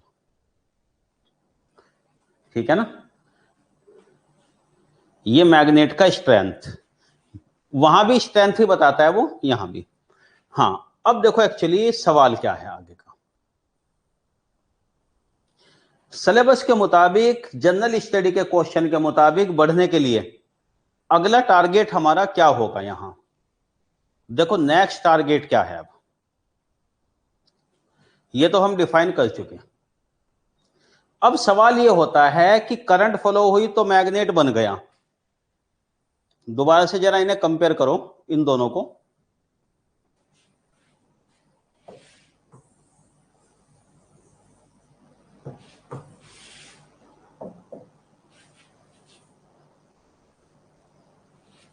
ये बार मैग्नेट है, ये करंट लूप है। हमने कहा ये दोनों एक से हैं, हमने कहा और आपने मान लिया। अच्छी बात भी है और गलत बात भी है। अच्छी बात यह है कि भाई टीचर की बात को मान लेना चाहिए, लेकिन गलत बात यह है कि क्यों? ठीक है ना? देखो मैंने कहा था सिलेबस आपका ऐसा है कि हर क्यों का जवाब तो नहीं मिलेगा, लेकिन इस क्यों का जवाब दूंगा मैं आपको, क्योंकि सिलेबस से है रिलेटेड। तो खैर चलते आगे। बार मैग्नेट करंट लूप, जब हमने कहा दोनों एक से हैं, यहां तो करंट फ्लो हो रही, भाई इसमें तो हम करंट फ्लो करा रहे। करंट कैसे फ्लो करा रहे? बैटरी से।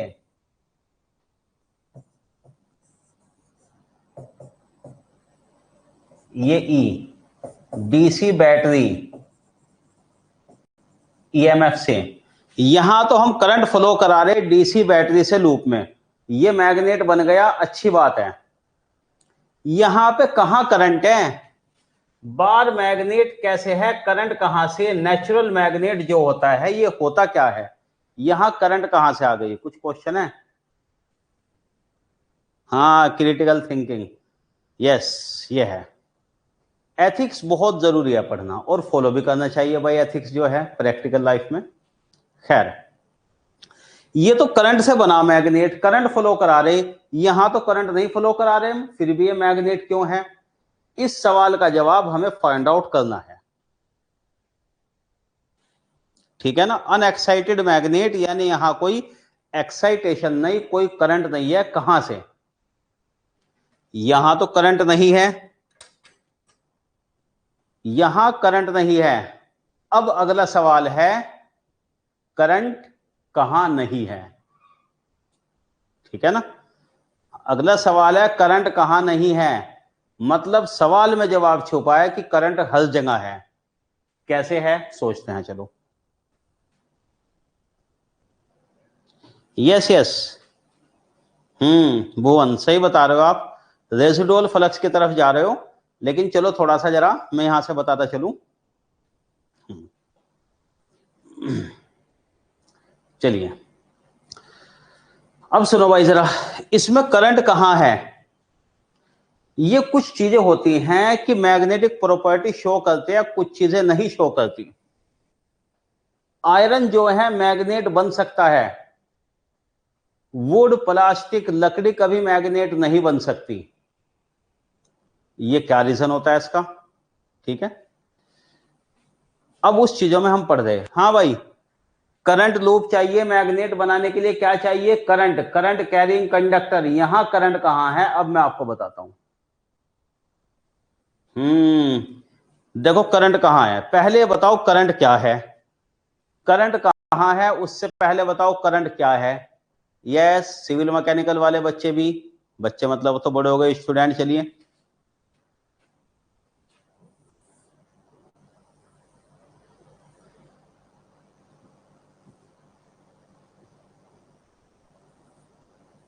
देखो करंट का मीनिंग क्या है।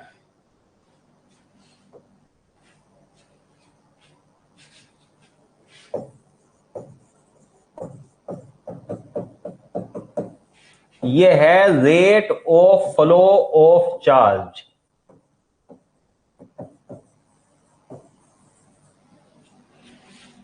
Rate of flow of charge मतलब फ्लो ऑफ इलेक्ट्रॉन्स के बजाय प्रॉपर कहें कहें फ्लो ऑफ चार्ज, या इंस्टेंटेनियस वर्ड में ये भी, वो तो मैथमेटिकली है कि D Q by D T लिखना या Q by T, simple way में।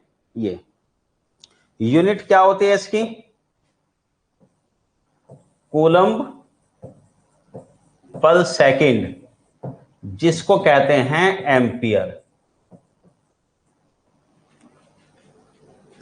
अगर कहीं चार्ज फ्लो हो रहा है, स्केलर है करंट, करंट होता है स्केलर, वेक्टर नहीं होता, ठीक है। हालांकि थोड़ा सा क्रिटिकल डिस्कशन है ये, इलेक्ट्रोमैग्नेटिक थ्योरी में मैं आपको बताता भी हूं, करंट है तो स्केलर, लेकिन current density, surface current density, line current density, volume current density, वो वेक्टर बन जाता है। करंट अपने आप में स्केलर है। यस, रुक जाओ जरा, वो भी डिफाइन करेंगे।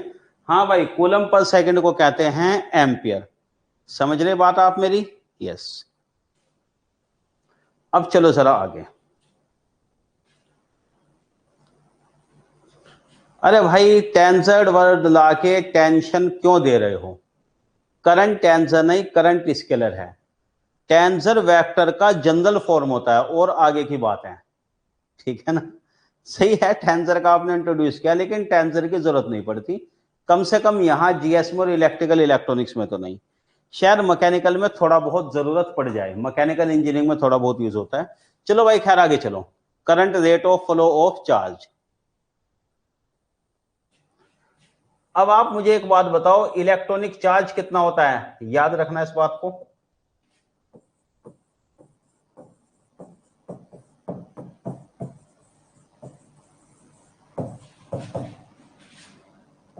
नेगेटिव चार्ज होता है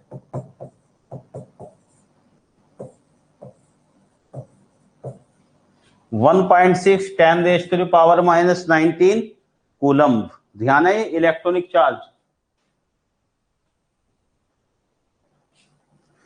पता नहीं भाई क्यों रख दिया उसमें ऑप्शन। ये आता है ना इलेक्ट्रॉनिक चार्ज, ध्यान आया? Yes.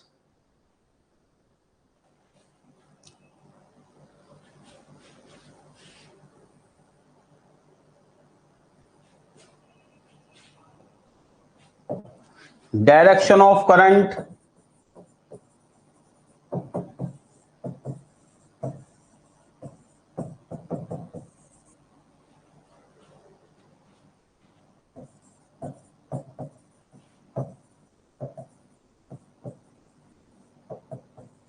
in the direction of flow of positive charge, जिस तरफ पॉजिटिव चार्ज फ्लो हो रहा है,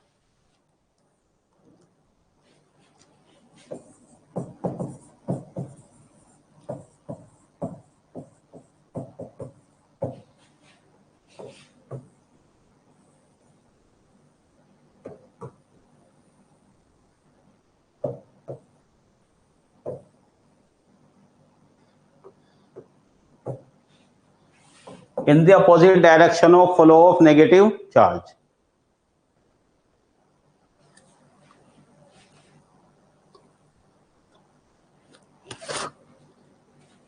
क्यों?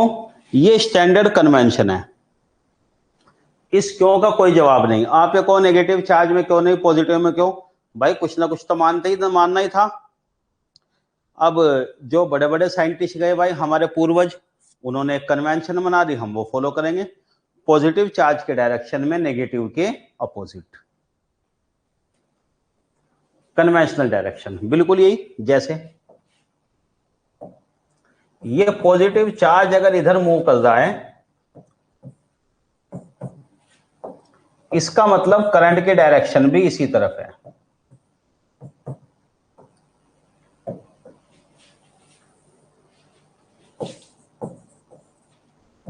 नेगेटिव चार्ज अगर इधर मूव करेगा,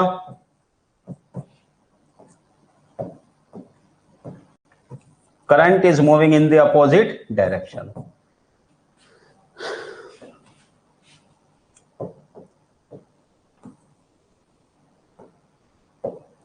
पॉजिटिव चार्ज के डायरेक्शन में नेगेटिव चार्ज के अपोजिट। बस कुछ आसान बनाने के लिए वही चीज है। समझ रहे हैं आप बात? ये वाला होगा रीजन। अगर नेगेटिव चार्ज इधर जा रहा है, हम कहेंगे करंट उसके उल्टे फ्लो हो रही है, कहा जाता है। चलो भाई आ जाओ। तो rate of flow of charge, मैंने डेफिनेशन लिखी थी, कूलम्ब पर सेकंड। अगर चार्ज रुका हुआ है तो कोई करंट नहीं, चार्ज अगर मूव नहीं कर रहा, फ्लो नहीं हो रहा, कोई करंट नहीं। जब चार्ज फ्लो होता है, जब करंट फ्लो होती है। तो भाई ये जितने भी आप इलेक्ट्रिक वायर देखते हो कहीं भी, घर के तार देख लो, पावर हाउस के तार, हर एक में चार्ज फ्लो हो रहा, करंट आ रही का मतलब चार्ज फ्लो हो रहा है। किससे होता है? कंडक्टर में इलेक्ट्रॉन से होता है वो। सेमीकंडक्टर में इलेक्ट्रॉन होल भी हो जाते हैं। तो खैर,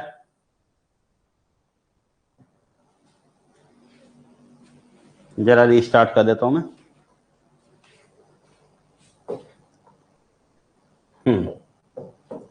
तो चार्ज के बारे में बात हो रही थी, क्यू बाई टी या D Q by D T. हाँ, अब समझिए।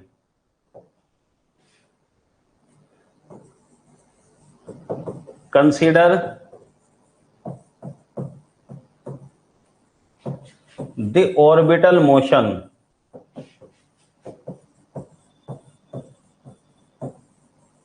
of an electron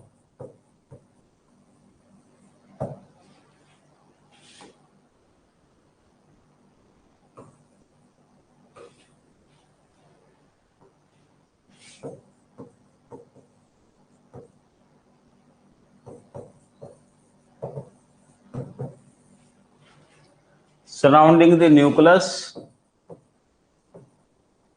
in an atom।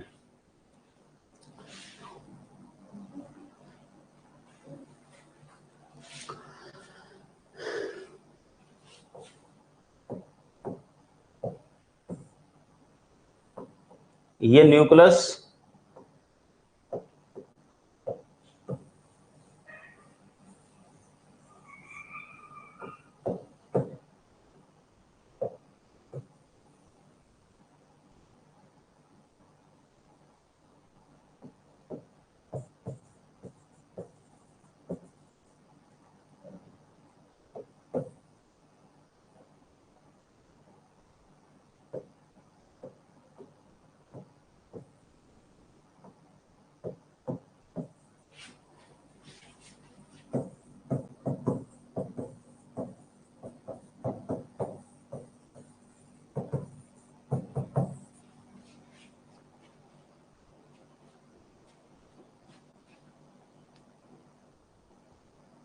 बहुत कम होगा, जैश रंजन होता है।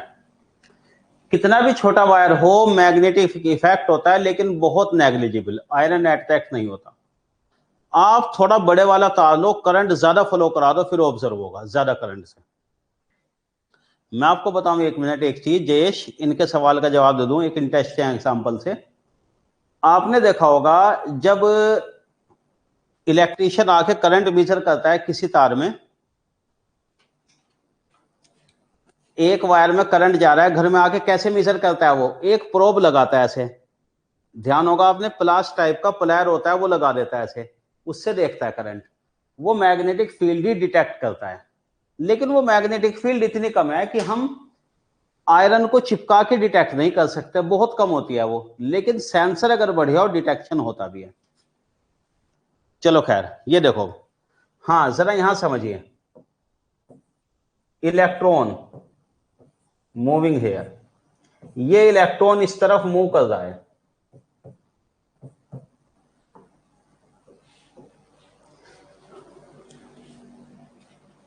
इलेक्ट्रॉन इज मूविंग, मैंने बना दिया क्लॉकवाइज, ये इलेक्ट्रॉन की ऑर्बिटल मोशन है। ध्यान से समझिए भाई जरा, अब इलेक्ट्रॉन की आ गई orbital motion, revolving surrounding the nucleus, ऐसे न्यूक्लियस के चारों तरफ घूमता है इलेक्ट्रॉन, जानते हो आप। इलेक्ट्रॉन का घूमना मतलब चार्ज का फ्लो होना, इलेक्ट्रॉन घूम रहा है यानी चार्ज घूम रहा है, चार्ज फ्लो हो रहा है।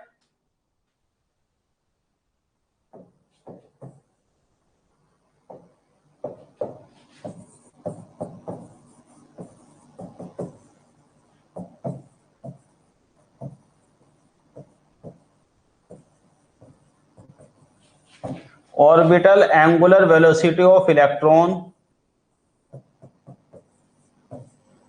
Omega 0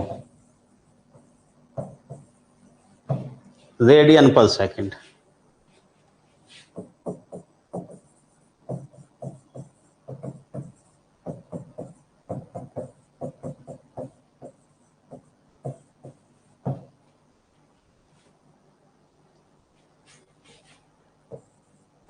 orbital angular velocity of electron omega 0।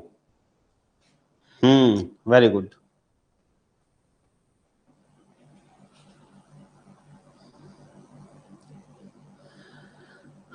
Orbital angular velocity of electron omega 0 radian per second में, time period 2 pi by omega 0।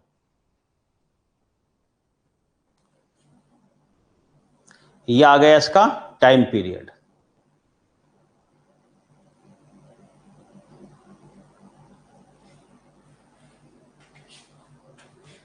चलो भाई जरा,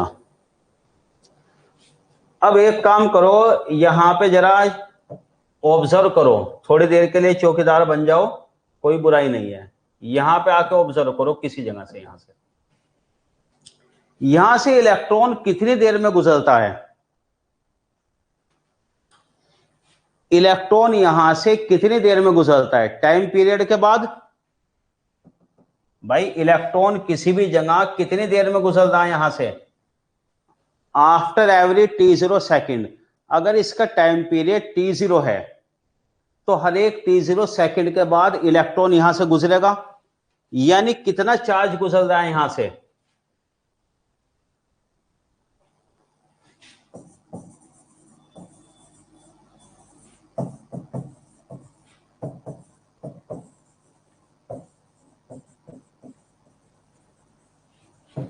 वन रिवॉल्यूशन यानी कि t0 सेकेंड, ई इलेक्ट्रॉनिक चार्ज नेगेटिव में है ऑब्वियसली। समझ रहे बात? इस जगह देखो, हमने देखा इलेक्ट्रॉन घूम रहा है, ये बताओ हर t0 सेकेंड के बाद इलेक्ट्रॉन यहां से आ रहा है, यहां से गुजर रहा है, ठीक है। तो इसका मतलब कितना चार्ज गुजरा t0 सेकेंड के बाद, ई कितना चार्ज, एक इलेक्ट्रॉन का चार्ज, ई का मतलब ये।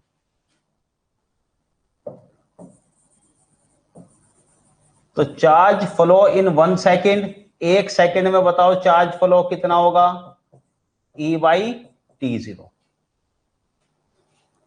What is this, charge flow in 1 second, rate of flow of charge, orbital current.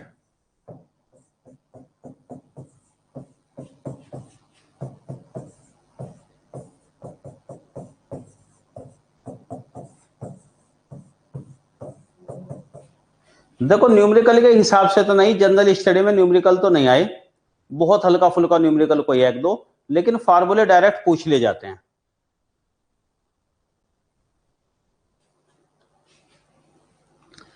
जब इलेक्ट्रॉन मूव कर रहा है तो करंट कितने आ गई, यही current, rate of flow of charge, charge divided by time, ये आ गया। जब इलेक्ट्रॉन मूव करता है एटम में तो करंट लूप बन जाता है। मेरा कहने का मतलब यह था कि करंट हर जगह है। हमने कहा था ना करंट कहां है, कहो कहां नहीं है।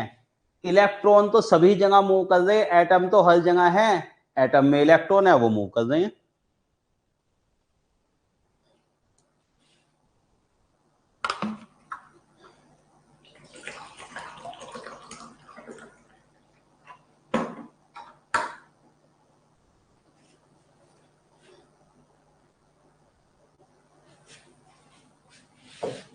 अब ये बताओ इसकी करंट लूप कैसे बनाओगे इसका।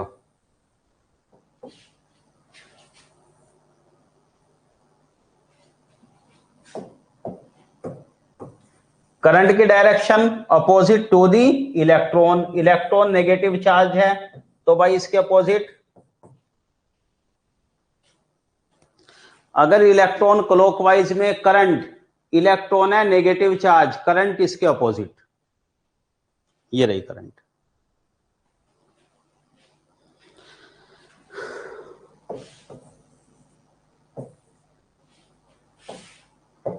इसका मतलब ये हुआ कि सिंपली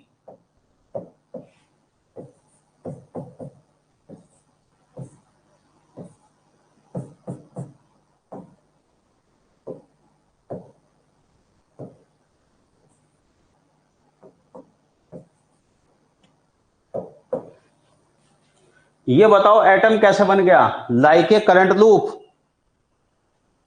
किसके जैसा बन गया एटम, करंट लूप के जैसा, करंट का लूप है जैसा।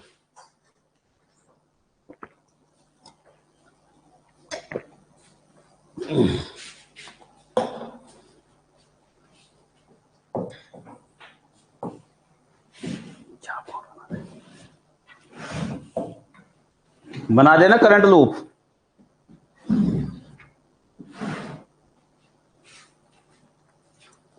नेगेटिव नहीं भाई, देखो इतना तो याद रखो आप, इसमें यहां लिख देता हूं बस मैं, चलो आपको रिमाइंड कराने के लिए। ई माइनस लिख लो, इलेक्ट्रॉन नेगेटिव चार्ज है ऐसे,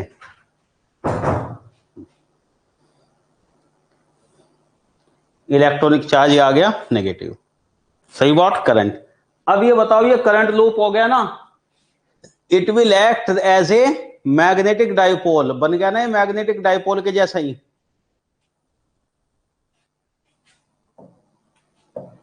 तो मैग्नेटिक डाइपोल मोमेंट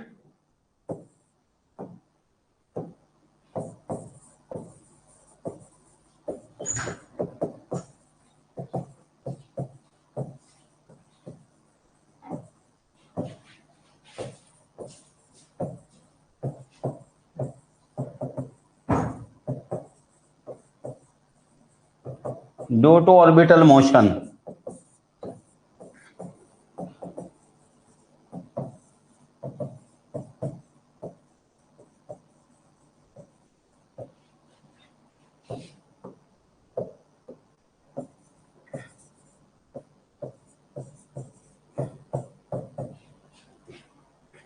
हर एटम अपने आप में मैग्नेटिक डाइपोल है। बताओ कितना होगा, करंट इनटू एरिया,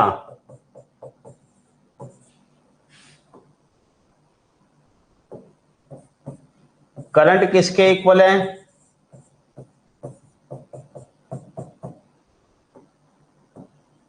एरिया किसके इक्वल है, पाई आर स्क्वायर।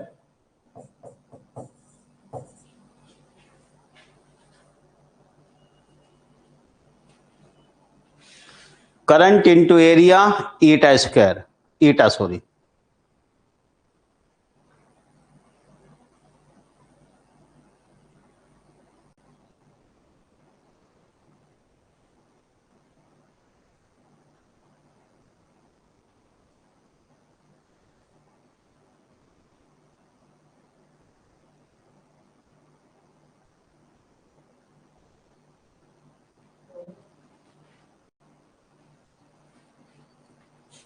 ठीक है बात, चलिए। तो पीएम ऑर्बिटल कितना, फार्मूला ये वाला याद रखना आप, half e omega 0 r square ईटा।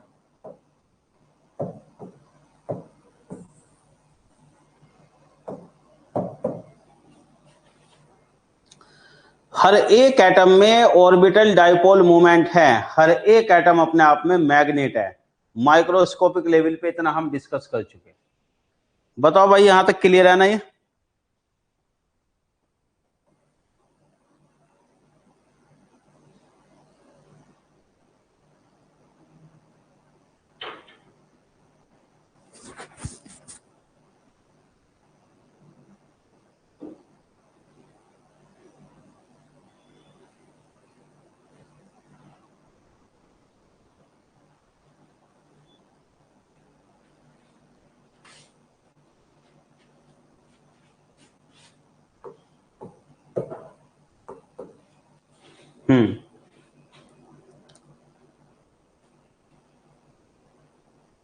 ओमेगा 0 आएगा बस, मैंने गलत लिख दिया था। हाँ, अब आगे सुनो, ये तो हो गया ऑर्बिटल डाइपोल मूवमेंट।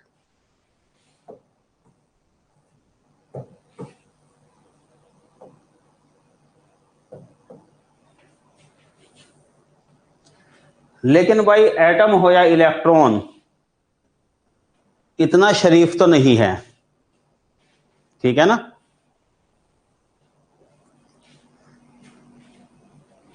आज तक एटम को पूरा पहचान ही कहां पाए, रिसर्च तो अब भी जारी है। चलो खैर, आगे चलता हूं मैं।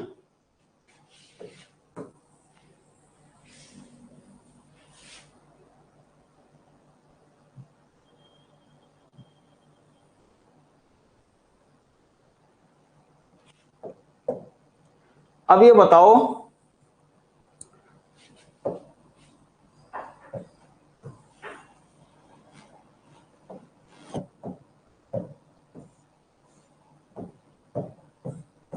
न्यूक्लियस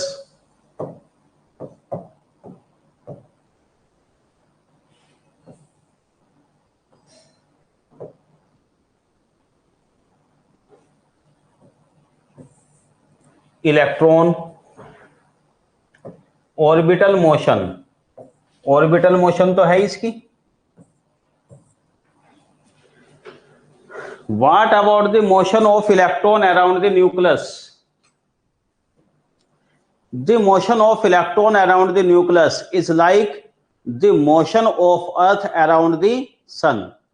जैसे इलेक्ट्रॉन की मोशन न्यूक्लियस के अराउंड है, बिल्कुल ऐसी मोशन अर्थ की होती है सन के अराउंड।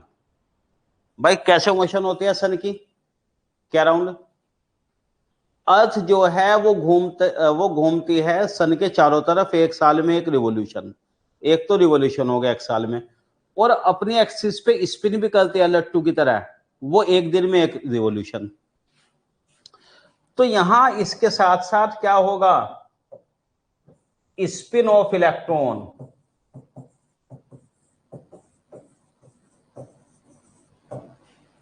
यह है orbital motion of electron.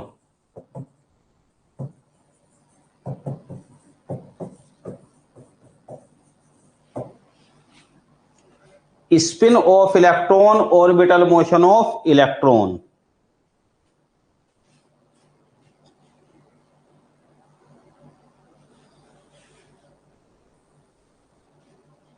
Spin समझ गए ना?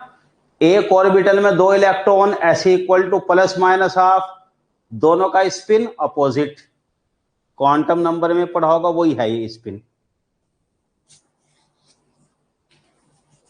हाँ बिल्कुल ऐसा ही होता है, स्पिन है ना। समझ गए कैसे? देखो ऐसे मानकर चलो, ये न्यूक्लियस, इसके चारों तरफ इलेक्ट्रॉन घूम रहा है, ये अपने एक्सिस पर भी घूम रहा है ऐसे, और इसके चारों तरफ भी, समझे भाई, लट्टू की तरह अर्थ की मोशन, स्पिन भी है और ये भी।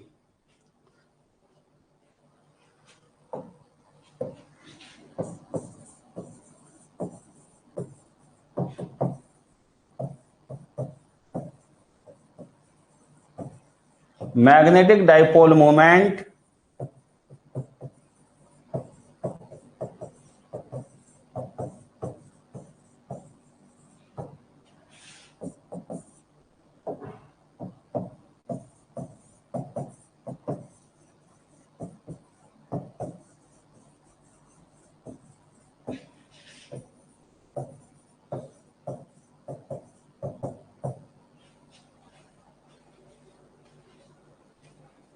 देखेंगे फर्क क्या पड़ेगा, बिल्कुल अभी बताता हूं आपको।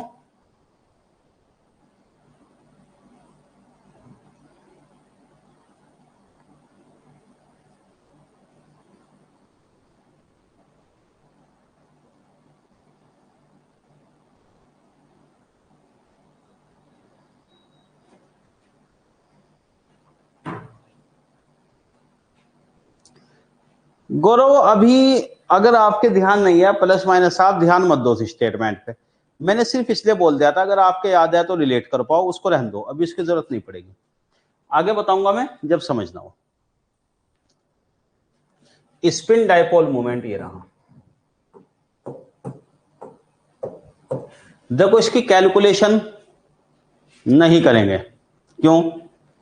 इसकी कैलकुलेशन होती है क्वांटम फिजिक्स से, जो क्वांटम नंबर आपने पढ़ोगे, कौन कौन से, principal quantum number, azimuthal quantum number, magnetic quantum number, spin quantum number.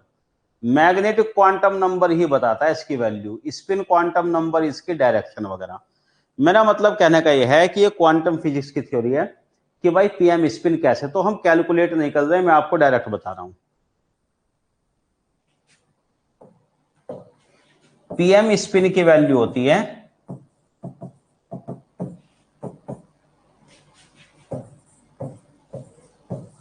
9.27 10⁻⁻24. Remember this value, mu b. Bohr magnetron,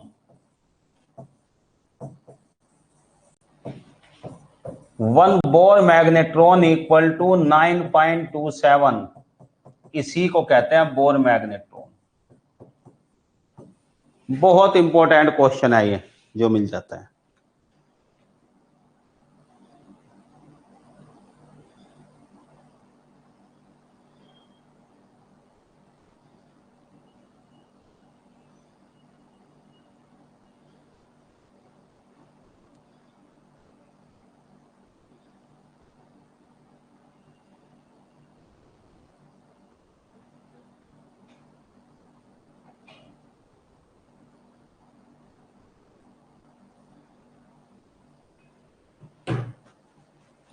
bore magnetron, ठीक है, ये ध्यान रखना। अच्छा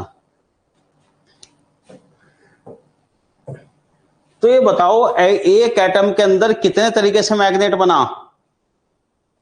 मैग्नेटिक डाइपोल मोमेंट कौन कौन से आ गए एटम में?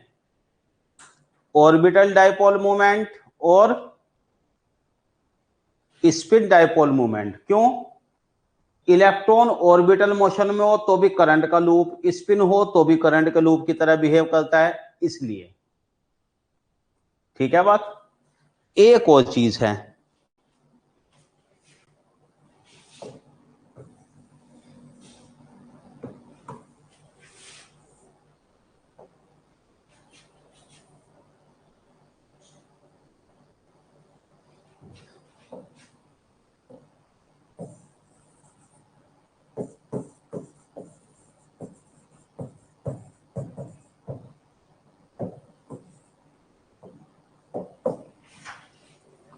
न्यूक्लियस का भी स्पिन होता है,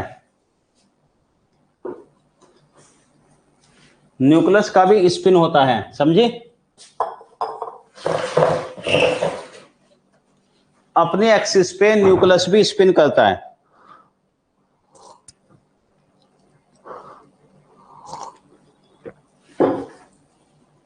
न्यूक्लियस भी स्पिन करता रहता है। डिटेल में नहीं जाएंगे, सिर्फ इसके बारे में एक बात बतानी है। इसकी वजह से भी आना चाहिए। डायपोल मोमेंट किसकी वजह से आना चाहिए? को तीसरा, न्यूक्लियस का spin.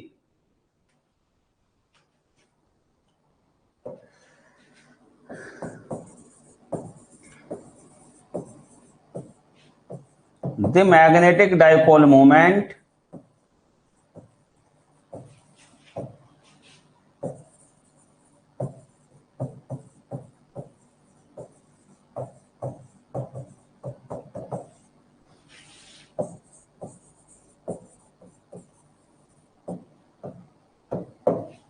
Neglected.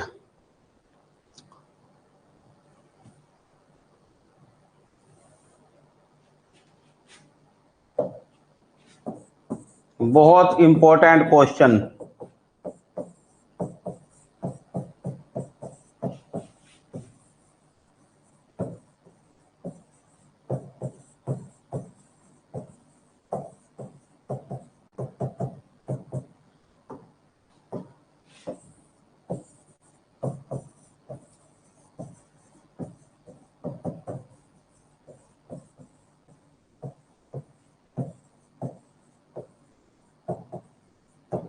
Magnetic resonance imaging, ध्यान रखना क्वेश्चन।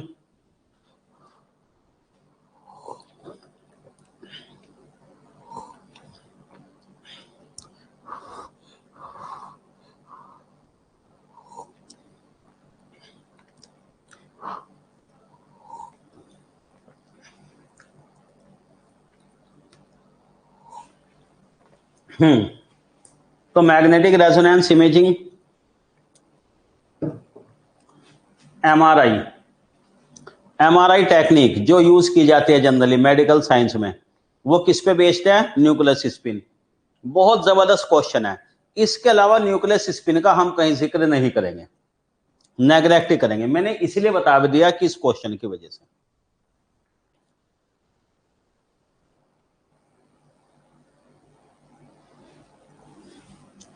देखो एक्चुअली गौरव सिंह रिलेट कर सकते हैं, लेकिन जो अर्थ है उसके जो ज्योमेट्रिकल पोल आते हैं जिस पे स्पिन करते हैं, नॉर्थ और साउथ पोल, जहां आर्कटिक और अंटार्कटिक सर्कल बनते हैं ना, वो और मैग्नेटिक पोल अर्थ के डिफरेंट हैं, थोड़ा एक जगह नहीं है। वो रिलेट कर सकते हैं ऑब्वियसली।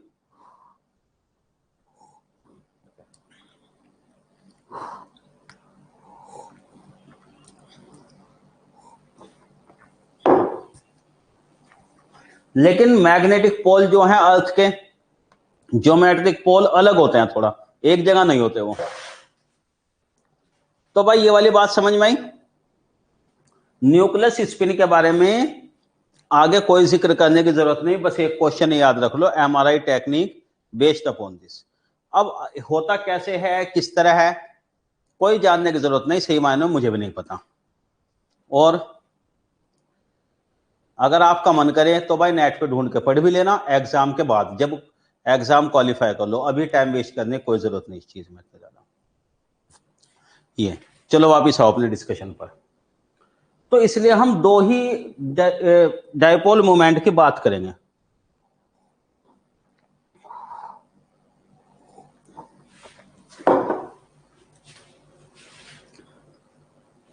हम बात करेंगे केवल दो डायपोल मोमेंट की, एक तो पीएम स्पिन और एक पीएम ऑर्बिटल, इन दोनों के बारे में बस। अब आगे का सारा डिस्कशन इन्हीं पे बेस्ड है। तो भाई ये समझ लो जो बेसिक चीजें थी ना, वो हम आज कवर कर चुके, और होपफुली कंफर्टेबली आगे का डिस्कशन आपको आसान ही रहेगा।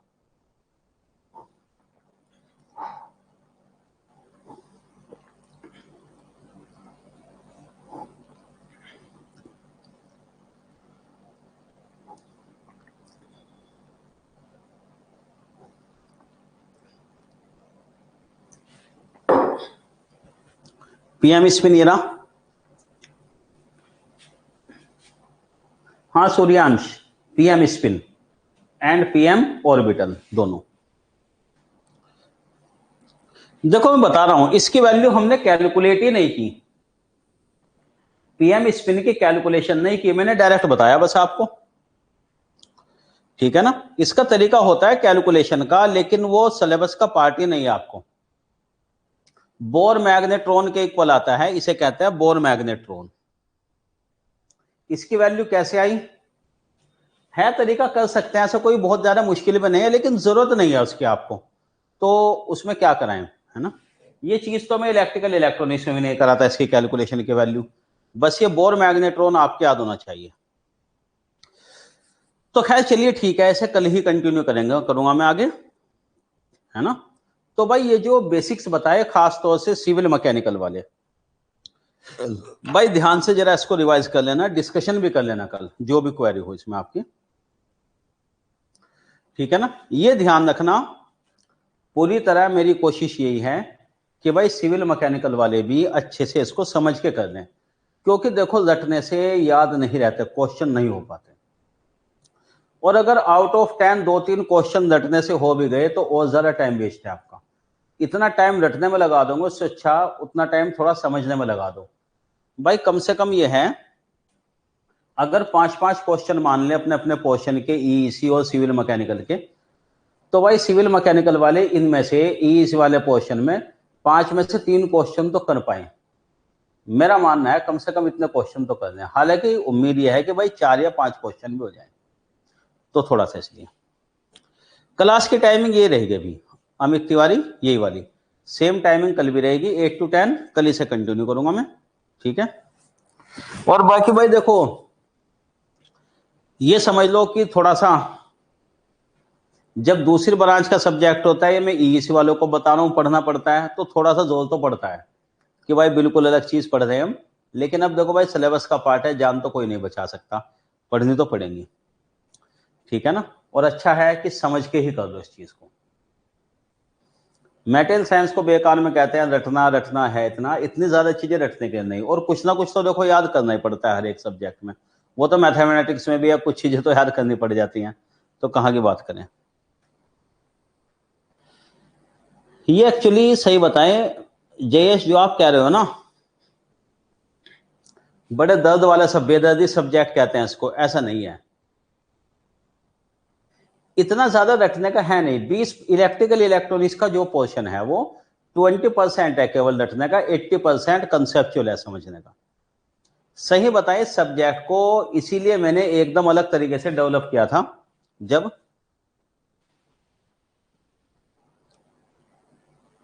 इसका यूज बहुत है भाई, ये तो बहुत जरूरी है ना, मटेरियल्स की जानकारी तो होनी चाहिए। सुनो भाई मेरी बात जरा, मैग्नेटिक मटेरियल के बारे में इंसुलेटिंग मटेरियल कौन सा है, कुछ आइडिया तो होना ही चाहिए ना आपको। भाई एक बात बताओ, कंडक्टर इंसुलेटर में फर्क तो हर आदमी को पता होना चाहिए। और आसान करके बताता हूं, किस चीज को छूने से करंट लग सकता है किसको नहीं, इतना तो पता होना चाहिए ना, इतना तो जानना चाहिए आपको, वो जरूरी है। अच्छा मैथ का स्मार्ट बोर्ड वाला ही रहेगा, बेफिक्र रहो। भाई देखो अभी शेड्यूल डिसाइड नहीं हुआ गौरव वाघ, अभी इसका शेड्यूल नहीं डिसाइड हुआ कि मैथ का अगले से डेट क्या रहेगी, डिसाइड करके आपको बता देंगे। अभी तो आपका क्योंकि मेरे ख्याल से वो भी चल रहा है safety design drawing, Haidar sir का चल रहा होगा अभी, वो चल रहा है, मेटेरियल साइंस है, इसके बाद सौरभ सर का स्टार्ट होगा आईसीटी, है ना आईसीटी वाला। उसके बाद फिर पहले मैं एप्टीट्यूड पढ़ाऊंगा आपको, एप्टीट्यूड के बाद आएगा नंबर फिर मैथ का। अभी आप ये पढ़ दो साथ साथ, इतनी जल्दी क्या करने हैं मैथ की, ठीक है ना। मैथमेटिक्स का तो हमें खुद इंतजार रहता है, मैथमेटिक्स पढ़ाने में जो मजा है वो बाकी चीज पढ़ाने में कहाँ।